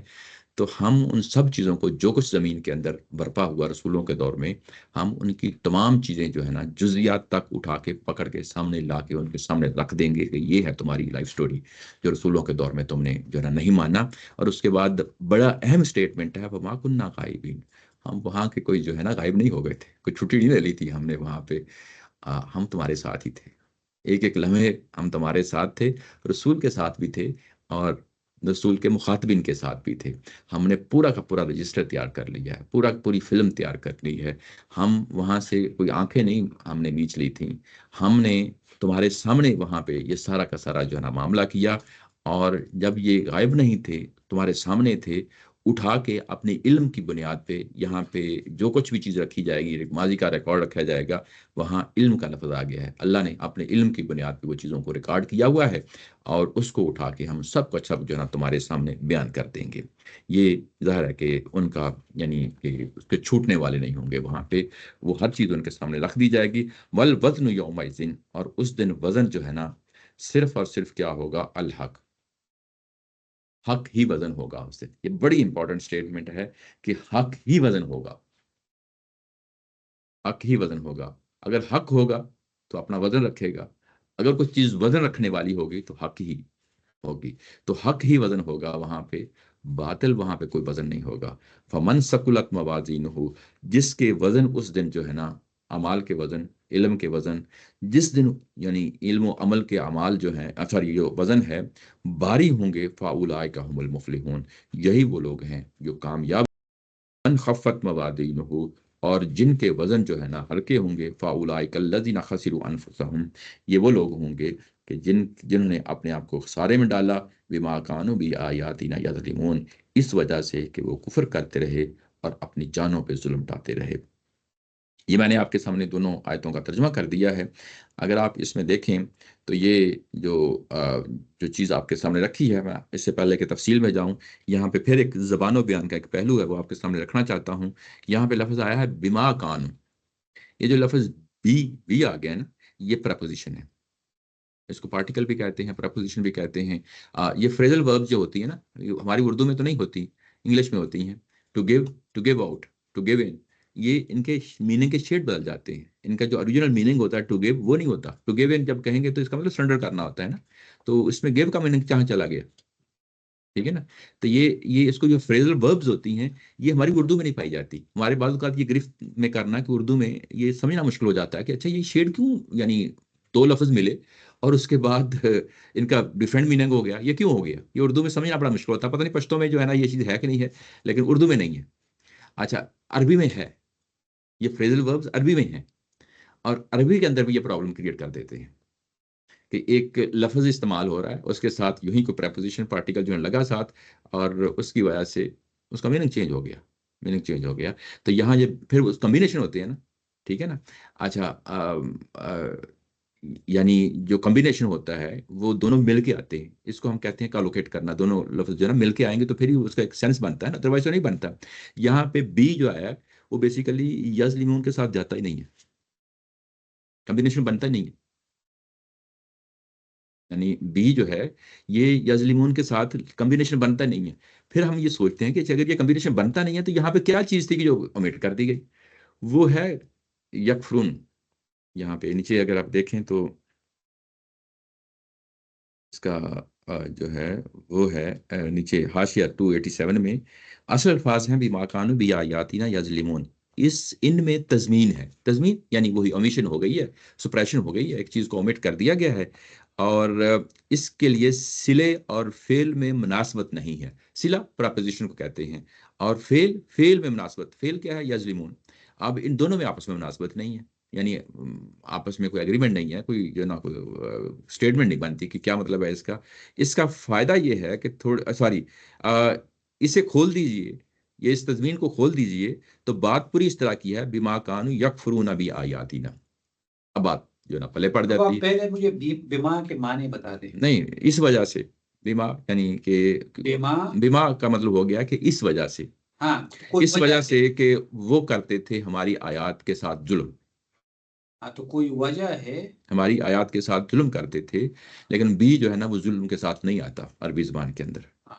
جو عربی زبان کی جو گہری بصیرت رکھتے ہیں، جب وہ سمجھتے ہیں کہ یہ بی لفظ آ گیا ہے تو آگے یظلمون آ گیا ہے، تو یہ جو دونوں آپس میں کمبینیشن نہیں بنتا.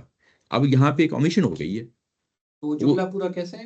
جملہ پورا جو ہے نیچے کھولا ہوا ہے کہ بیما کانو یکفرون بھی آیاتنا، بما کانوا کیونکہ آیات آ گئی ہے نا. آیات کے ساتھ تو کفر ہی ہو سکتا ہے، ظلم نہیں ہوتا. عربی زبان کے جو عربی زبان کا پہلو ہے، جب ہم ترجمہ کر رہے ہیں تو اسے سمجھ تو آ جاتی ہے کہ ہماری آیات کے ساتھ ظلم کرتے تھے، یہ تو سمجھ میں آ جاتی ہے. لیکن جو زبان کا پہلو ہے وہ ظلم اس کے ساتھ لفظ نہیں جاتا، اس کے ساتھ یکفرون کا لفظ سوٹیبل ہوگا یہاں پہ، تو وہ اصل میں omit ہو گیا ہے. بما کانو یکفرون بھی آیاتنا، وہ ہماری آیات کی تکفیر کیا جا کرتے تھے، تکذیب کیا کرتے تھے. اور اس کے بعد یظلمون جو ہے نا وہ انڈیپینڈنٹ آ جاتا ہے، اپنے اوپر ظلم کیا جاتا ہے. جس کی وجہ سے کیونکہ وہ تکفیر کرتے تھے، تکفیر کے نتیجے میں اپنے اوپر ظلم کیا کرتے تھے. تو یہ وہ پہلو ہے. اچھا، یہ دونوں پہلو پیچھے آ گئے ہیں. یعنی جب کوئی چیز ہوتا ہے نا، کوئی چیز omit ہو جاتی ہے، کہہ دیتے ہیں کہ omit ہو جاتی ہے، ایسا نہیں ہوتا کہ کوئی اپنے ہم عقل سے چیزیں داخل کر دیتے ہیں. یہ بڑی امپورٹنٹ بات ہے. یعنی ہمارے جو نقطہ نظر ہے، ہمارے اساتذہ جو ہے نا، وہ اصل میں وہ اپنے جو آیت آتی ہے نا اس کے سراؤنڈنگ سے چیزیں کو اٹھاتے ہیں. ایسا نہیں ہے کہ وہ اپنی عقل سے کوئی چیز ڈال دیتے ہیں. سراؤنڈنگ سے کیسے ڈالتے ہیں؟ ابھی تو تھوڑی دیر پہلے یہی تو کہا جا رہا تھا کہ کیا کہا جا رہا تھا، اتبعوا ما انزل الیکم، یہی کہا گیا نا، لتنذر بہ، یہی کہا گیا ہے. تو تکفیر تو پھر اللہ کی کتاب کی ہوگی نا، ان آیات کی ہوگی. تو یہ بات پیچھے آ گئی. اب اس کے بعد یظلمون جو ہے نا وہ انڈیپینڈنٹ ہے، اس کے لیے آ گیا کہ ان قالوا انکم کنا ظالمین، ہم اپنی جانوں پہ ظلم کیا کرتے تھے. تو یہ دونوں پہلو آ گئے، اور دونوں پہلو جب ہم نے پیچھے دیکھا تو اس کے بعد آگے دیکھا تو ہم نے کہا کہ ہاں چیز انڈرسٹوڈ تھی. اومیشن جو ہے نا انہی چیزوں کا ہوتا ہے جو انڈرسٹوڈ ہوتی ہے. اپنی جانوں پہ ظلم ڈالتے تھے، یعنی یہ کہ وہ ابھی تھوڑی دیر پہلے کیا ہوا ہے کہ ایک بات سمجھ گئے، سمجھنے کے بعد اپنے ہر درمی ڈھیٹ پنا اپنا دکھایا، اناد اور دشمنی دکھائی، اور اس کے بعد آپ نے اپنی جانوں کے اوپر ظلم کر لیا. یہ اصل میں اپنے آپ کو خسارے میں ڈالنا ہوتا ہے. اپنے آپ کو خسارے میں ڈالنا ہوتا ہے، اس لیے خسارے میں ڈالنا ہے کہ کل کو اس کے نتائج نکلنے ہیں. جب نتائج نکلیں گے تو آپ کا پلڑا باری ہوگا، یا پلڑا جو ہے نا کم ہوگا. باری ہوگا تو آپ فائدے میں ہوں گے، کم ہوگا تو آپ نقصان میں ہوں گے. تو یہ وہ نقصان ہے جس کا یہاں پہ اٹھایا جا رہا ہے. اچھا، اس کے بعد یہ کہا کہ یہ جو لفظ کہا ہے کہ اس دن وزن صرف حق کا ہوگا، یہ امپورٹنٹ پہلو ہے یہاں پہ. عمومی طور پہ ہمارے ہاں یہ ایک تصور بنتا ہے نا چیزوں کو وزن کرنے کا، کہ وزن کرتے ہوئے ایک پلڑا جو ہے نا باری ہو جاتا ہے، جو ہے نا ہلکا ہو جاتا ہے. تو اصل میں یہ جو لفظ ہے نا یہاں پہ خفت، یہ ایک تو سکولت ہے وزن ہونا، اور ایک لفظ یہاں پہ استعمال کیا گیا خفت. اگر پلڑے کے اندر وزن نہیں بھی ہے نا تو عربی زبان میں اس کو بھی خفت ہی کہا جاتا ہے. یعنی اس کے اندر کچھ بھی نہیں ہے، بس ہوا ہی ہے، کچھ بھی نہیں ہے، ایکس وائی زیڈ کچھ بھی نہیں ہے، پلڑے کے اندر خالی ہے، تو اس کے لیے بھی ہلکا ہی کہا جاتا ہے. ہمارے ذہن میں یہ تصویر بنتی ہے نا کہ اچھا کوئی چیز ہلکی ہے تو اس کا مطلب یہ ہے کچھ نہ کچھ ہے.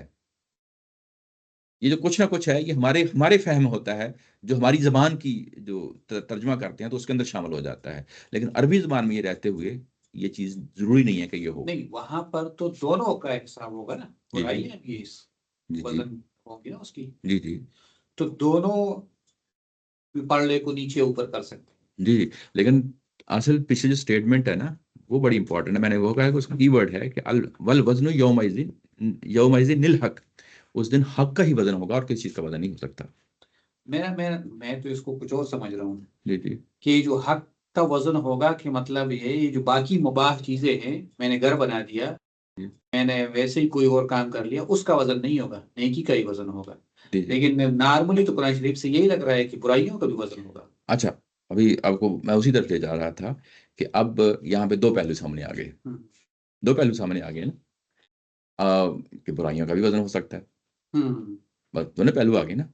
اچھا، اس کو پھر جب ہم دیکھتے ہیں نا کہ اگر اس طرح کی سچویشن پیدا ہو جاتی ہے تو ہم قرآن کے اس مقام پہ جاتے ہیں جہاں پہ اس کو تفصیل سے بیان کیا گیا ہے، بطور اصول بیان کیا گیا ہے. وہاں جا کے اس کو جہاں دیکھ لیتے ہیں، اور وہاں پہ جہاں پہ تفصیل بیان کی ہوتی ہے، جو کچھ وہاں بیان کیا ہوتا ہے، تو پھر ہم اس کی روشنی پہ آ کے واپس چیز کو دیکھتے ہیں. سورہ کہف کے اندر بتایا گیا ہے کہ وہاں پہ یہ جو وزن لگائے جائے گے نا، وہاں پہ وہی اسی چیز کا وزن ہوگا جس کو آخرت کو مد نظر رکھ کے آپ نے کچھ کمایا ہوگا. آخرت میں مد نظر رکھ کے، یعنی اللہ کی رضا کے لیے اگر آپ نے کوئی کام کیا ہوگا، نمبر ایک، یا اس کی بنیاد پہ میں نے جنت جانا ہے، ایک ریوارڈ ہے نا جنت میں جانا، آخرت کے ریوارڈ کو سامنے رکھتے ہوئے یا یہ اللہ کی رضا کو، اللہ کی خوشنودی کو سامنے رکھتے ہوئے کام کیا ہوگا، اسی چیز کا وزن ہوگا. اور جو اپوزٹ ہے اس کے بارے میں بتایا کہ ہم اس کو ملٹیپلائی کریں گے زیرو کے ساتھ، سب کو نیل کر دیں گے. یعنی یہ کہ اگر ان دونوں آخرت کا آپ کے یہاں تصور نہیں پایا جاتا، اللہ کا تصور نہیں پایا جاتا، اور جو بھی آپ نے نیک کام کیا بھلے وہ کتنا ہی اچھا نیک کام کیوں نہ ہو وہ زیرو ہوگا، زیرو ہوگا. تو وہ یہی پہلو ہے، کیونکہ وہاں تفصیل میں ہمیں پتہ چل گیا، اور یہاں پہ بات کرتے ہوئے کہا کہ حق کا ہی وزن ہوگا. تو اس کا مطلب یہ ہے کہ میرے پاس اگر 100 نیکیاں ہیں جی تو اللہ تعالیٰ نے ایک فلٹر لگایا ہوگا، جی وہ پڑھنے کی طرف صرف وہی جائے گا جو حق ہوگا، حق ہوگا، ایگزیکٹلی. وہ پھر اس کا وزن ہوگا. باقی 100 میں سے ہو سکتا ہے 10 اللہ نہ کرے، ہاں 10 نکل جائے، تھوڑی بہت ہے، جی تو وہ 10 اس میں نکل جائیں گی، تو وہ چونکہ حق نہیں تھا جی. تو وہ اس کے اندر وزن نہیں ہوگا. اچھا، اس میں ایک اور چیز بھی سامنے رہنی چاہیے. اگر تو آپ بنیادی چیز کو مان رہے ہیں کہ کل کو قیامت لگنی ہے اور اللہ تعالیٰ کی ذات ہے، اس کی رضا کے لیے کام کر رہے ہیں، فرض کیا کہ آپ نے بڑا ہی نیکی کا کام کیا اور آپ کے نیکی کرنے سے پہلے آپ کے ذہن میں یہ چیز نہیں تھی، آپ نے نیکی کر دی، تو پھر بھی وہ نیکی ہی تصور ہوگی. وہ کیوں؟ بائی ڈیفالٹ، کیونکہ آپ کے ذہن میں ایک چیز پہلے سے، یہ بالکل ایسے ہے جیسے آپ نے ذبح کرتے ہوئے جانور کو بھول گئے ہیں، اللہ تکبیر کہنا بھول گئے ہیں، لیکن اس کے باوجود جانور حلال ہوگا. ایسے ہی نیکی کرتے ہوئے اگر آپ کے ذہن میں یہ چیز نہیں ہے کہ جو ہے نا یعنی اللہ کی ذات یا ریوارڈ کا تصور وقتی طور پہ بھول گیا ہے، تو اس سے کوئی فرق نہیں پڑتا. ٹھیک، یہ ویسے اچھی بات ہے، کیونکہ ہم لوگ ہر وقت الرٹ بھی نہیں ہوتے صحیح انسان کے ساتھ جو ہے نا، لیکن ایسے ہی آدمی ایک مجموعی طور پر خود کو اللہ کا بندہ سمجھ رہا ہو ایسے ہی، تو پھر وہ اللہ تعالیٰ اس کی رعایت دے. بالکل ایسے ہی.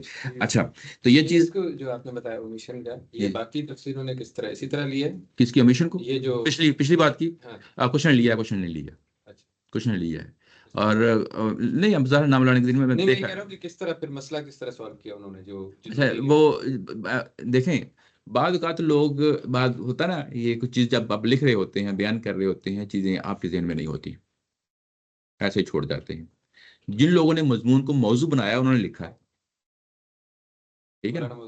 ہاں لکھا ہے، میں دیکھا اور تفسیروں میں لکھا ہے کہ جنہوں نے موضوع بنایا انہوں نے لکھا ہے کہ یہاں پہ چیز اومٹ ہو گئی ہے. تو وہ مانتے ہیں، ایسا نہیں ہے کہ وہ نہیں مانتے ہیں. جملہ تو بڑا سادہ سا ہے نا. ہاں، کیونکہ عربی جو تھوڑی سی گہری عربی، اس میں واقفیت شدھ کو رکھنا شروع کر دیتا بندہ، تو وہ سمجھ جاتا ہے کہ اچھا یہاں پہ بے جو ہے نا یا ظلمون کے ساتھ لفظ نہیں آ سکتا، پریپوزیشن نہیں آ سکتی، ٹھیک ہے نا؟ یہ وہ چیز ہے. اچھا، یہاں پہ یہ جو ابھی ہم نے پڑھی ہے، آیت نمبر 8 اور 9 پڑھی ہے، یہ اگر ہم پچھلی سورہ کے اندر جا کے دیکھیں تو وہ اس کے ساتھ بھی ریلیٹ کرتی ہے. پچھلی سورہ کے آخر میں اگر آپ جائیں تو وہاں پہ آیت نمبر 160 ہے، وہاں پہ کہا گیا ہے کہ من جاء بالحسنۃ فلہ عشر امثالھا ومن جاء بالسیئۃ فلا یجزی الا مثلھا وهم لا یظلمون. ٹھیک ہے نا؟ یعنی اصولی طور پہ پچھلی سورہ کے اندر بھی اس طرح کی باتیں جو ہے نا وہ مخاطبین کو، جو کہ مسلمان نہیں ہیں، جو ایمان نہیں لائے، ان کے سامنے یہ بات آ چکی ہے. اس کے بعد 164 میں جا کے دیکھیں تو وہاں پہ بھی یہ لفظ استعمال ہوا ہے، وَلَا تَكْسِبُ كُلُّ نَفْسٍ إِلَّا عَلَيْهَا وَلَا تَزِرُ وَازِرَةٌ وِزْرَ أُخْرَىٰ. وہاں پہ کوئی بھی جو ہے نا جان کسی اور کا بوجھ نہیں اٹھائے گی، وہی چیزیں ہوں گی جو کچھ آپ نے خود کیا ہوا ہوگا. ٹھیک ہے نا؟ تو یہ چیز جو ہے جو سورہ انعام کے اندر بھی اصولی طور پہ یہ بیان ہو چکی ہے. اب یہاں پہ 8 اور 9 میں پھر اس کو بیان کر دیا گیا ہے. تو اس کیا مقصد ہے؟ اس کا مقصد یہ ہے کہ میں نے جیسا کہ کہا کہ یہ ابتدائیہ ہے، اور ابتدائیہ اصل میں یہ پچھلی سورہ کو سمرائز کر دیا گیا ہے. یعنی ہے تو فاؤنڈیشن ہے، فاؤنڈیشن سٹیٹمنٹس ہیں، لیکن پچھلی سورہ کے اندر جو پائے جاتی ہیں. اس کے بعد کہا ہے کہ وَلَقَدْ مَكَّنَّاكُمْ فِي الْأَرْضِ، کہ ہم نے زمین کے اندر تمہیں تمکنت دی. مکنہ، تمکین، تمکنت، یہ کیا ہوتا ہے؟ یہ جس کو ہم ڈومینین کہتے ہیں، ڈومیننس کہتے ہیں، اس کے لیے یہ لفظ استعمال ہوتا ہے. یعنی اقتدار دیا، سیاسی اقتدار ہو یا معاشی اقتدار ہو، یہ دونوں کے لیے لفظ جو ہے نا استعمال ہو جاتا ہے کہ ہم نے تمہیں زمین کے اندر جو ہے اقتدار دیا. اور یہ وہی لفظ ہے جو پچھلی سورہ کی آخری آیت تھی. میں آپ کو پھر جو ہے نا وہیں پہ لے جاتا ہوں. پچھلی سورہ بڑی امپورٹنٹ ہو گئی ہے اس کے لیے. وہاں پہ کیا تھا؟ وَهُوَ الَّذِي جَعَلَكُمْ خَلَائِفَ الْأَرْضِ وَرَفَعَ بَعْضَكُمْ فَوْقَ بَعْضٍ دَرَجَاتٍ لِيَبْلُوَكُمْ فِي مَا آتَاكُمْ. وہاں پہ یہی تھا کہ تمہیں زمین کے اندر اقتدار دیا ہے. خلائف، خلیفہ. اب یہاں سے پتہ چلا کہ خلیفہ کا مطلب کیا ہے اصل میں. دیکھا نا؟ دونوں چیزیں آپس میں جب ریلیٹ ہوئی ہیں تو خلیفہ کا مطلب ہی جو ہے نا سامنے آ گیا. تو یہ بڑا امپورٹنٹ ہوتا ہے کہ چیزوں کو پھر جو ہے نا سمجھنے کا آپ کا اینگل اور پرسپیکٹو چینج ہو جاتا ہے. تو خلیفہ کا مطلب یہی ہے کہ اقتدار، یعنی یعنی حکومت، یعنی سیاست ہو یا معاشی طور پہ ہو. یہ ضروری نہیں ہوتا کہ کوئی آپ کا خلیفہ ہی ہو، حکمران ہو. تو بحیثیت مجموعی سوسائٹی کا بھی ایک جو ہے نا وہ ہوتا ہے نا دبدبہ، یعنی اس پہلو سے بھی آ جاتا ہے. تو یہ وہ ہے یہاں کہ ہم نے تمہیں جو ہے نا خلائف بنایا زمین کے اندر، بعض کو بعض پہ جو ہے نا فوقیت دی. اور یہ ہم نے دیکھا تھا کہ یہ فوقیت سے کیا مراد ہے، سیاست اور معیشت دونوں شامل ہیں. جب ہم یہاں پہ آئے ہیں اس سورہ کے اندر تو آیہ نمبر 10 یہ بتاتی ہے کہ ہم نے تمہیں زمین کے اندر جو ہے نا یعنی تمکنت دی، اور زمین کے اندر تمہیں غلبہ دیا، تمہیں سیاسی قوت دی. یہاں پہ فی الارض کا لفظ آ گیا ہے، الارض. اگر آپ باقی تفسیروں میں کہیں دیکھیں گے تو بعض جگہوں پہ آپ کو یہ بھی ایک معاملہ گنجلک بن جاتا ہے. تو یہاں پہ وہ اس سے مراد جو ہے نا عام انسان لے رہے ہیں، عام انسان لے رہے ہیں، اور ارض سے مراد پوری روئے زمین لے رہے ہیں. حالانکہ قرآن مجید جو ہے کسی جگہ پہ بھی کوئی جنرل سٹیٹمنٹ آتی ہے تو ہم مانتے ہیں کہ یہ جنرل سٹیٹمنٹ ہے. لیکن اگر جنرل جس کنٹیکسٹ میں ایک چیز آ رہی ہوتی ہے تو ہم اس سے دیکھ لیتے ہیں کہ اصل میں کن کو بات کہی جا رہی ہے، اور جب مخاطب ہیں اس سے پتہ چل جاتا ہے کہ اس کو جنرلائز نہیں کیا جا سکتا. یعنی کسی حد تک تو کیا جا سکتا ہے، لیکن یہ کہ پرائمری ایڈریسز کے لیے یہ یعنی جنرلائز نہیں کیا جا سکتا. بعض جگہوں پہ پرائمری ایڈریسز کے لیے بھی جنرلائز چیزیں ہوتی ہیں، تو یہاں پہ پرائمری ایڈریسز کے لیے جنرلائز نہیں کیا جا سکتا. اس لیے کہ یہ کون لوگ ہیں. یہاں پہ کہا گیا کہ تمہیں زمین کے اندر ہم نے اقتدار دیا. کن کو دیا؟ مشرکین مکہ کو دیا. اور تمہارے لیے معیشت کے راستے کھولے. وجعلنا لکم فیہا معائش. اس کا مطلب یہ ہے کہ تمہارے لیے معیشت کے راستے کھولے ہم نے، یعنی جو مینز آف جو ہے نا لیولیہڈ ہیں وہ آپ کو دیے. یعنی ذرائع جو ہے نا جس سے تم اپنی روزی کما سکتے ہو وہ ہم نے تمہیں دیے. اور وہ جو ذرائع ہیں ان کا یہاں پہ ذکر ہو رہا ہے. اس کو اگر آپ دیکھیں تو جو ہماری سورہ قریش ہے، آخری جو سورہ ہے لیلاف قریش، وہاں پہ بھی کیا چیز ہے، وہ اسی چیز کا حوالہ ہے نا کہ تمہیں ہم نے جو ہے نا وہ معیشت کے جو ہے نا بے شمار ذرائع دیے ہیں. اور یہ اصل میں اگر آپ دیکھیں تو یہ ابراہیم علیہ السلام کے حوالے سے ہے. ابراہیم علیہ السلام نے سورہ بقرہ کے اندر اگر ہم دیکھتے ہیں تو وہاں پہ کیا چیز ہے، وہاں پہ وہ حرم کی عمارت کھڑی کر رہے ہیں اور دعا مانگ رہے ہیں کہ یعنی میں نے اپنی اولاد کو جو ہے نا یہاں پہ ایک بے آب و گیا جو ہے نا علاقے میں ایک بنجر زمین میں جو ہے نا آباد کیا ہے، اب ان کے لیے روزی کا سامان بھی مہیا کرنا. تو یہ بیسیکلی اس چیز کا یہاں پہ جو ہے نا اظہار ہے کہ تمہارے لیے ہم نے روزی کے مواقع فراہم مہیا کیے، تم معیشت کے تمہارے لیے راستے کھولے. تم جو ہے نا تجارت کرتے ہو، یمن جاتے ہو، روم جاتے ہو، ادھر ادھر جاتے ہو، اور اس کے بعد اس علاقے میں تمہارے لیے روزی کے جو ہے نا ساز و سامان کیا ہے. اور یہ بہت کم لوگ ہیں جو اس سے یعنی اس کے نتیجے میں شکر ادا کرتے ہیں، شکر ادا کرتے ہیں. یہ قلیلا ما تشکرون، اس کے نتیجے میں بہت تھوڑے لوگ ہیں جو شکر ادا کرتے ہیں. یہ جو لفظ یہاں پہ آیا ہے کہ شکر ادا کرتے ہیں، یہ کہ یہ بڑا امپورٹنٹ پہلو ہے. امام حمید الدین فراہی صاحب جو ہے نا وہ اصل میں میں پڑھ رہا تھا ان کا، اور یعنی ایسے جملے ہوتے ہیں نا واقعی بندہ جو ہے نا آشش کر اٹھتا ہے. وہ کہتے ہیں کہ دین اصل میں ہے ہی شکر ہے، دین اصل میں ہے ہی شکر ہے. کہ جب انسان اعتراف پہ کھڑا ہو جاتا ہے کہ میرا کوئی آقا ہے، میرا مالک ہے، اور اعتراف پہ کھڑے ہونے کے بعد اس کو جو چیز بھی نصیب ہوتی ہے خواہ وہ علمی ہو یا عملی ہو. علمی سے مراد یہ کہ آپ کی عقل میں چیز آ گئی کہ ہاں کوئی آقا ہے، مالک ہے اس کائنات کا، اس کے سامنے مجھے سرنڈر کرنا ہے، یہ علمی پہلو ہے. اور عملی پہلو یہ ہے کہ آپ کو کوئی رزق مل گیا، آپ کو کوئی چیز جو ہے نا دنیا میں کامیابی مل گئی، معیشت کا آپ کے لیے راستہ کھل گیا. تو آپ کو اعتراف پہ کھڑا ہونا ہے، عجز و انکساری پہ کھڑے ہونا ہے. یہ عجز و انکساری سب سے پہلے اس کا حق جو ہے نا اللہ تعالیٰ کی ذات پہ ہوتا ہے، اور اس کے بعد انسانوں میں سے انسانوں کے ساتھ ہوتا ہے. یعنی آپ کا انٹریکشن لوگوں کے ساتھ ہوتا ہے، اور وہاں پہ بھی آپ نے عجز و انکساری کے ساتھ کھڑا ہونا ہوتا ہے، اپریشیٹ کرنا ہوتا ہے، لوگوں کے ساتھ جو ہے نا ایک خوبصورت طریقے سے پیش آنا ہوتا ہے. یہ حق ہے دوسرے شخص کا کہ آپ اس کے ساتھ ایک اچھے طریقے سے پیش آئیں. اسی کو یعنی شکر کا جو ہے نا پہلو ہے جس کو سامنے رکھا گیا ہے. اور یہ شکر ہے جس سے جو ہے نا شکر کے مقابلے میں بغاوت پیدا ہوتی ہے، تکبر پیدا ہوتا ہے. اب یہ وہ پہلو ہے کہ تم نے تکبر اختیار کر لیا ہے، تم نے شکر سے ناشکری کے مقام پہ آ گئے ہو.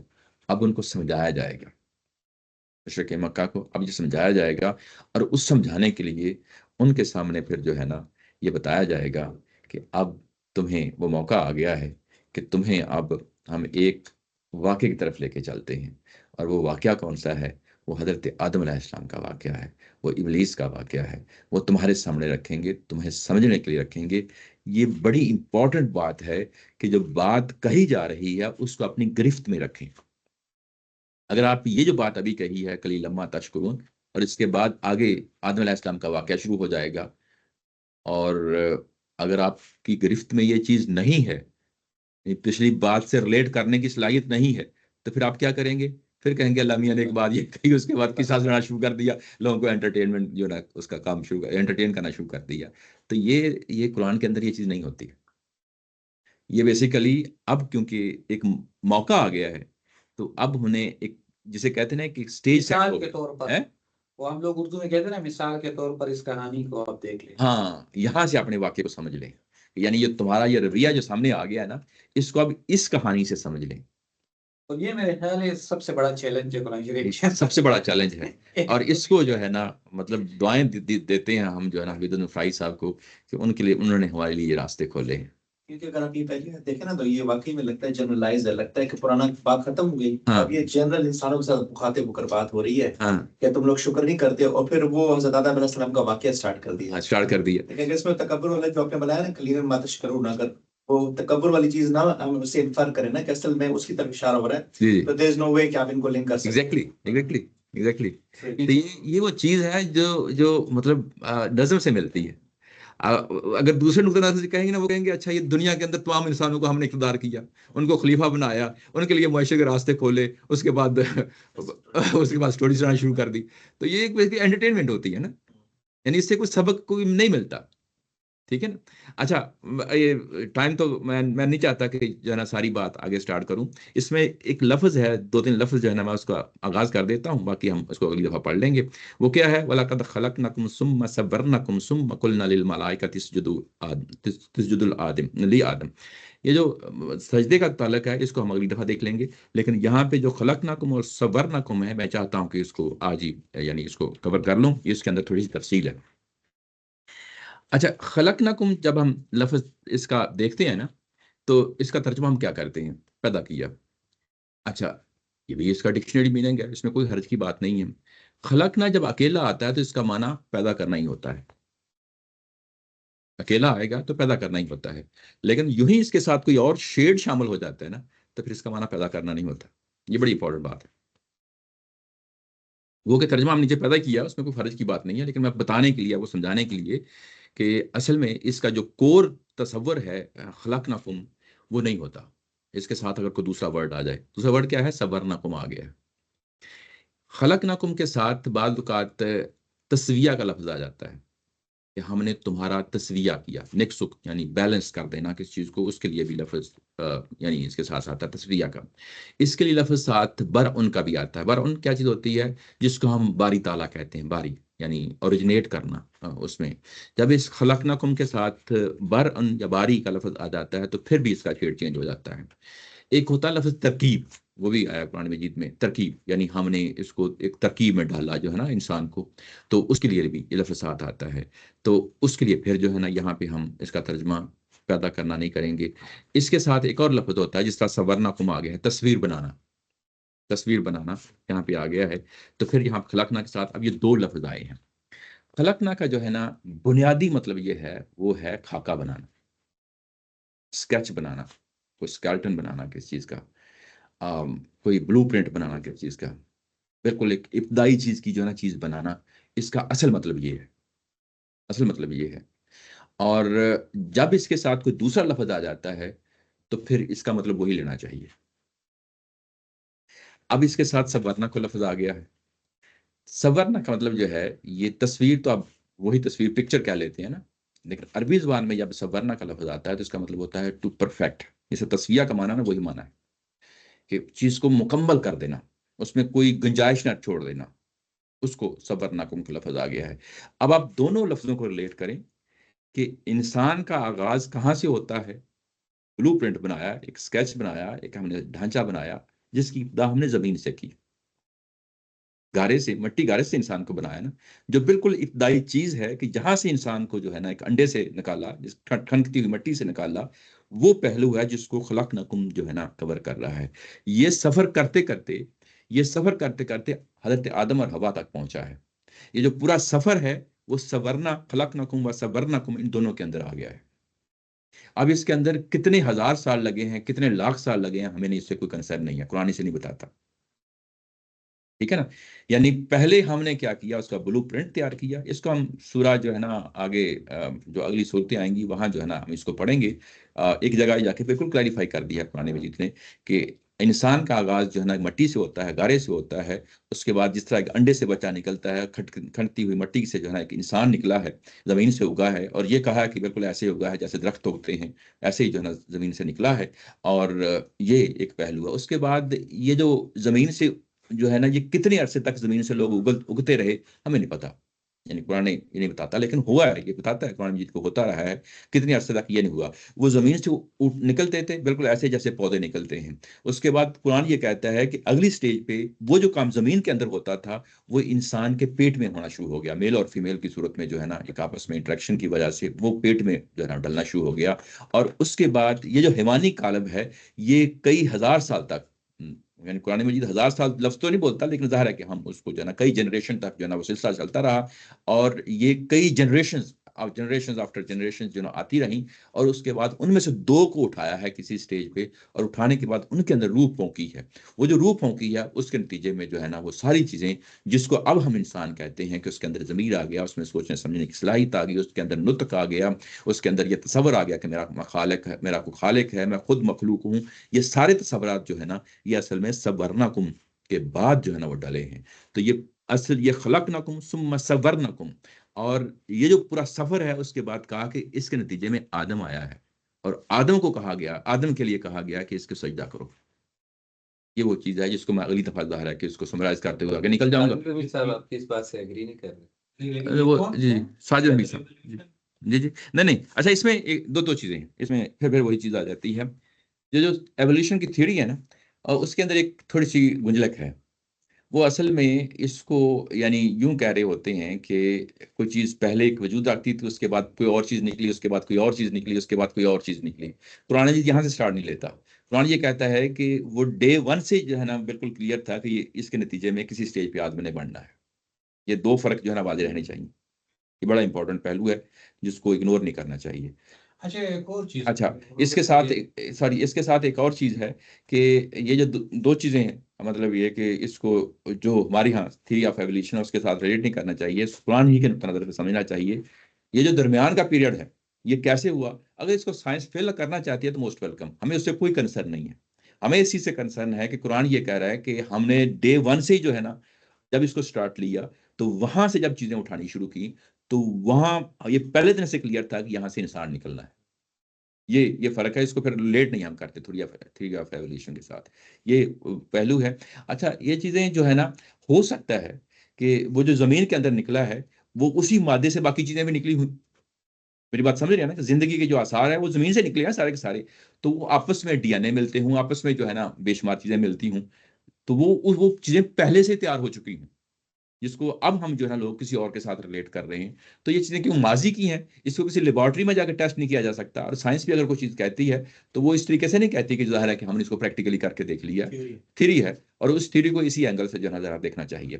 اچھا جو ساجد حمید صاحب ہے نا یہ جو بات کرتے ہیں اس پہلو سے، یہ ساجد حمید صاحب جو ہے نا عامر صاحب کے اسٹوڈنٹس ہیں اور بہت ساری چیزوں میں جو ہے نا اسٹوڈنٹس بہت مختلف راہوں پہ جو ہے نا اختلاف رکھتے ہیں. یہ ہمارے ہاں یہ اس کو بڑا اچھا سمجھا جاتا ہے کیونکہ ہمارے یہاں کو فرقہ واریت نہیں ہے. ہم جو علماء ہیں ہمارے وہ سارے ہمارے ہیں، مطلب غیر کی یعنی ہم سے ہماری فکر سے باہر کے بھی جو علماء وہ بھی ہماری علماء، ان کو بھی ہم اپنے علماء سمجھتے ہیں. ہم بیسیکلی دلیل کی بنیاد پہ چیزوں کو دیکھتے ہیں اور پرکھتے ہیں. وہ یہ کہتے ہیں کہ اصل میں یہ جو پہلو ہے نا، یہ جو ایولیوشن کیا ہے، جس طریقے سے یہ کہ ان کے درمیان جو ہے نا نکلے ہیں مسلسل یعنی حیوانی کالم میں ڈلے ہیں، یہ ہم اپنی دلیل کی بنیاد پہ بات کر رہے ہیں. ساجد حمید صاحب یہ کہتے ہیں کہ اصل میں یہ زمین سے جب انسان اگا ہے نا، اور جس طرح انسان اگتے رہے ہیں اسی طریقے سے جو ہے نا آدم علیہ السلامی زمین سے اگے ہیں، اور اسی کو جو ہے نا وہ بیسیکلی درمیان کے جو ہے نا جو حیوانی کالب ہے نا اس کو جو ہے نا وہ نہیں اس کو مانتے ہیں. میرا خیال ہے کہ وہ اب میں نے سنا ہوا مجھے دوبارہ سنیے گا، وہ اس آیت جو وہ آیت آپ آگے کی آیت کی بات کر رہے ہیں نا، جی اس آیت کو وہ جو سٹیجز جو مختلف ادوار کی سٹیجز پہ کہہ رہے ہیں، وہ کہہ رہے ہیں وہ ایک ہی وقت پہ وہ میں چیز ہو رہی وہ ہے، اصل میں وہ مختلف سٹیجز پہ نہیں ہو رہی. میں ابھی یہی بات کہی ہے کہ آدم علیہ السلام وہ زمین سے نکلے ہیں، وہ لیکن اس کے انہوں نے دلائل دیے، انہوں نے دوسرے قرآن میں دوسری آیت سے بھی دلائل دیے. میں سمجھتا ہوں، میں اس پر لیکن فون کروں. نہیں میں اگر آپ چاہیں گے تو میں اگلی دفعہ جو ہے نا کچھ ٹائم اس پہ اسپینڈ کر دوں گا. میرا خیال ہے کہ وہ نہیں میں اصل میں وہ جو سیشن ہوئے ہیں نا ہمارے باقاعدہ سیشن ہوئے ہیں اس چیز پہ. سر کوشچن میں تو یہ آیا تھا، جی کوشچن آنسر میں اسٹڈی سرکل کے جی جی شاید سے بھی اس کا جی جی اس میں میں اتفاق نہیں کرتا ان سے، میں اتفاق نہیں کرتا کیونکہ وہ جو آیتیں آگے آئیں گی نا، اس میں سما کا لفظ آیا ہے. سما کا لفظ جو ہے نا وقفے کے لیے ہوتا ہے، وہ سما کا لفظ جو ہے نا. اچھا شیئر کر سکتے ہیں، اگر شیئر کر لیتے ہیں. سما کا جو لفظ ہے نا وہ بڑا میننگ فل میننگ ہے. اس کا مطلب ہوتا ہے کہ درمیان میں گیپ ہے، اور وہ گیپ جو ہے اصل وہ فیصلہ کن ہو جاتا اچھا شکور صاحب، ہے. اسے نہیں میں نہیں اتفاق کر سکتا، مطلب یہ علمی طور پہ میں کہہ رہا ہوں. جی جی اچھا جو لوگ جو ڈارون کی تھیوری ہے جی جی اس سے، ڈارون کی تھیوری آپ نے پوری پڑھ لی، اوریجن آف اسپیشیز جو بھی ہے صحیح اس سے ایک نتیجہ بھی نکال دیا. صحیح. اس میں وہ پوائنٹ کون سا ہے جہاں پر آ کر پھر انسان یہ بولتا ہے کہ اللہ تعالیٰ کا انکار کر دیتا ہے، وہ کون سی جگہ ہے؟ اچھا یہ جو پہلو ہے نا کہ یعنی الحاد کا جو پہلو ہے ایتھیزم کا، اس کے لیے کوئی ضروری نہیں ہوتا کہ اس کی کوئی بنیادیں بھی ہوں. بس انسانوں نے انکار کرنا، اس کے بعد جسٹیفیکیشن دیتے رہتے ہیں. وہ اصل پرانے دور میں الحاد کی کئی ایک اور وجوہات ہو سکتی تھیں. آج کے دور میں اصل میں یہ سائنٹزم کا مسئلہ بن گیا ہے، سائنٹزم کا مسئلہ بن گیا. اور اس میں سے سب سے بڑا ایلیمنٹ جو ہے نا یہ ایولیوشن کی تھیوری ہے. اس میں آپ ان سے ڈسکشن کریں. یوز کیا ایولیوشن کی تھیوری کو، لیکن ایولیوشن کی جو تھیوری ہے نا، یہ میں بتا دوں کہ وہ محض تھیوری ڈارون کے زمانے میں تھی.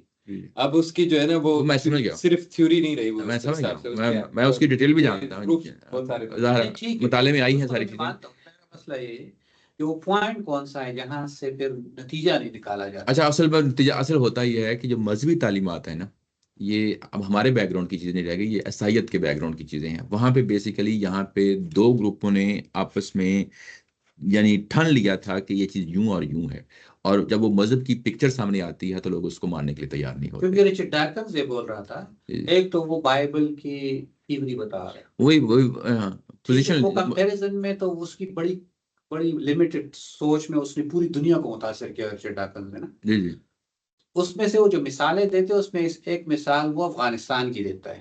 صحیح. کہ وہاں پر جب یہ مرد اور مرد کا ریلیشن شپ ہوتا ہے تو وہ لوگ اس کو بہت بری موت مارتے ہیں.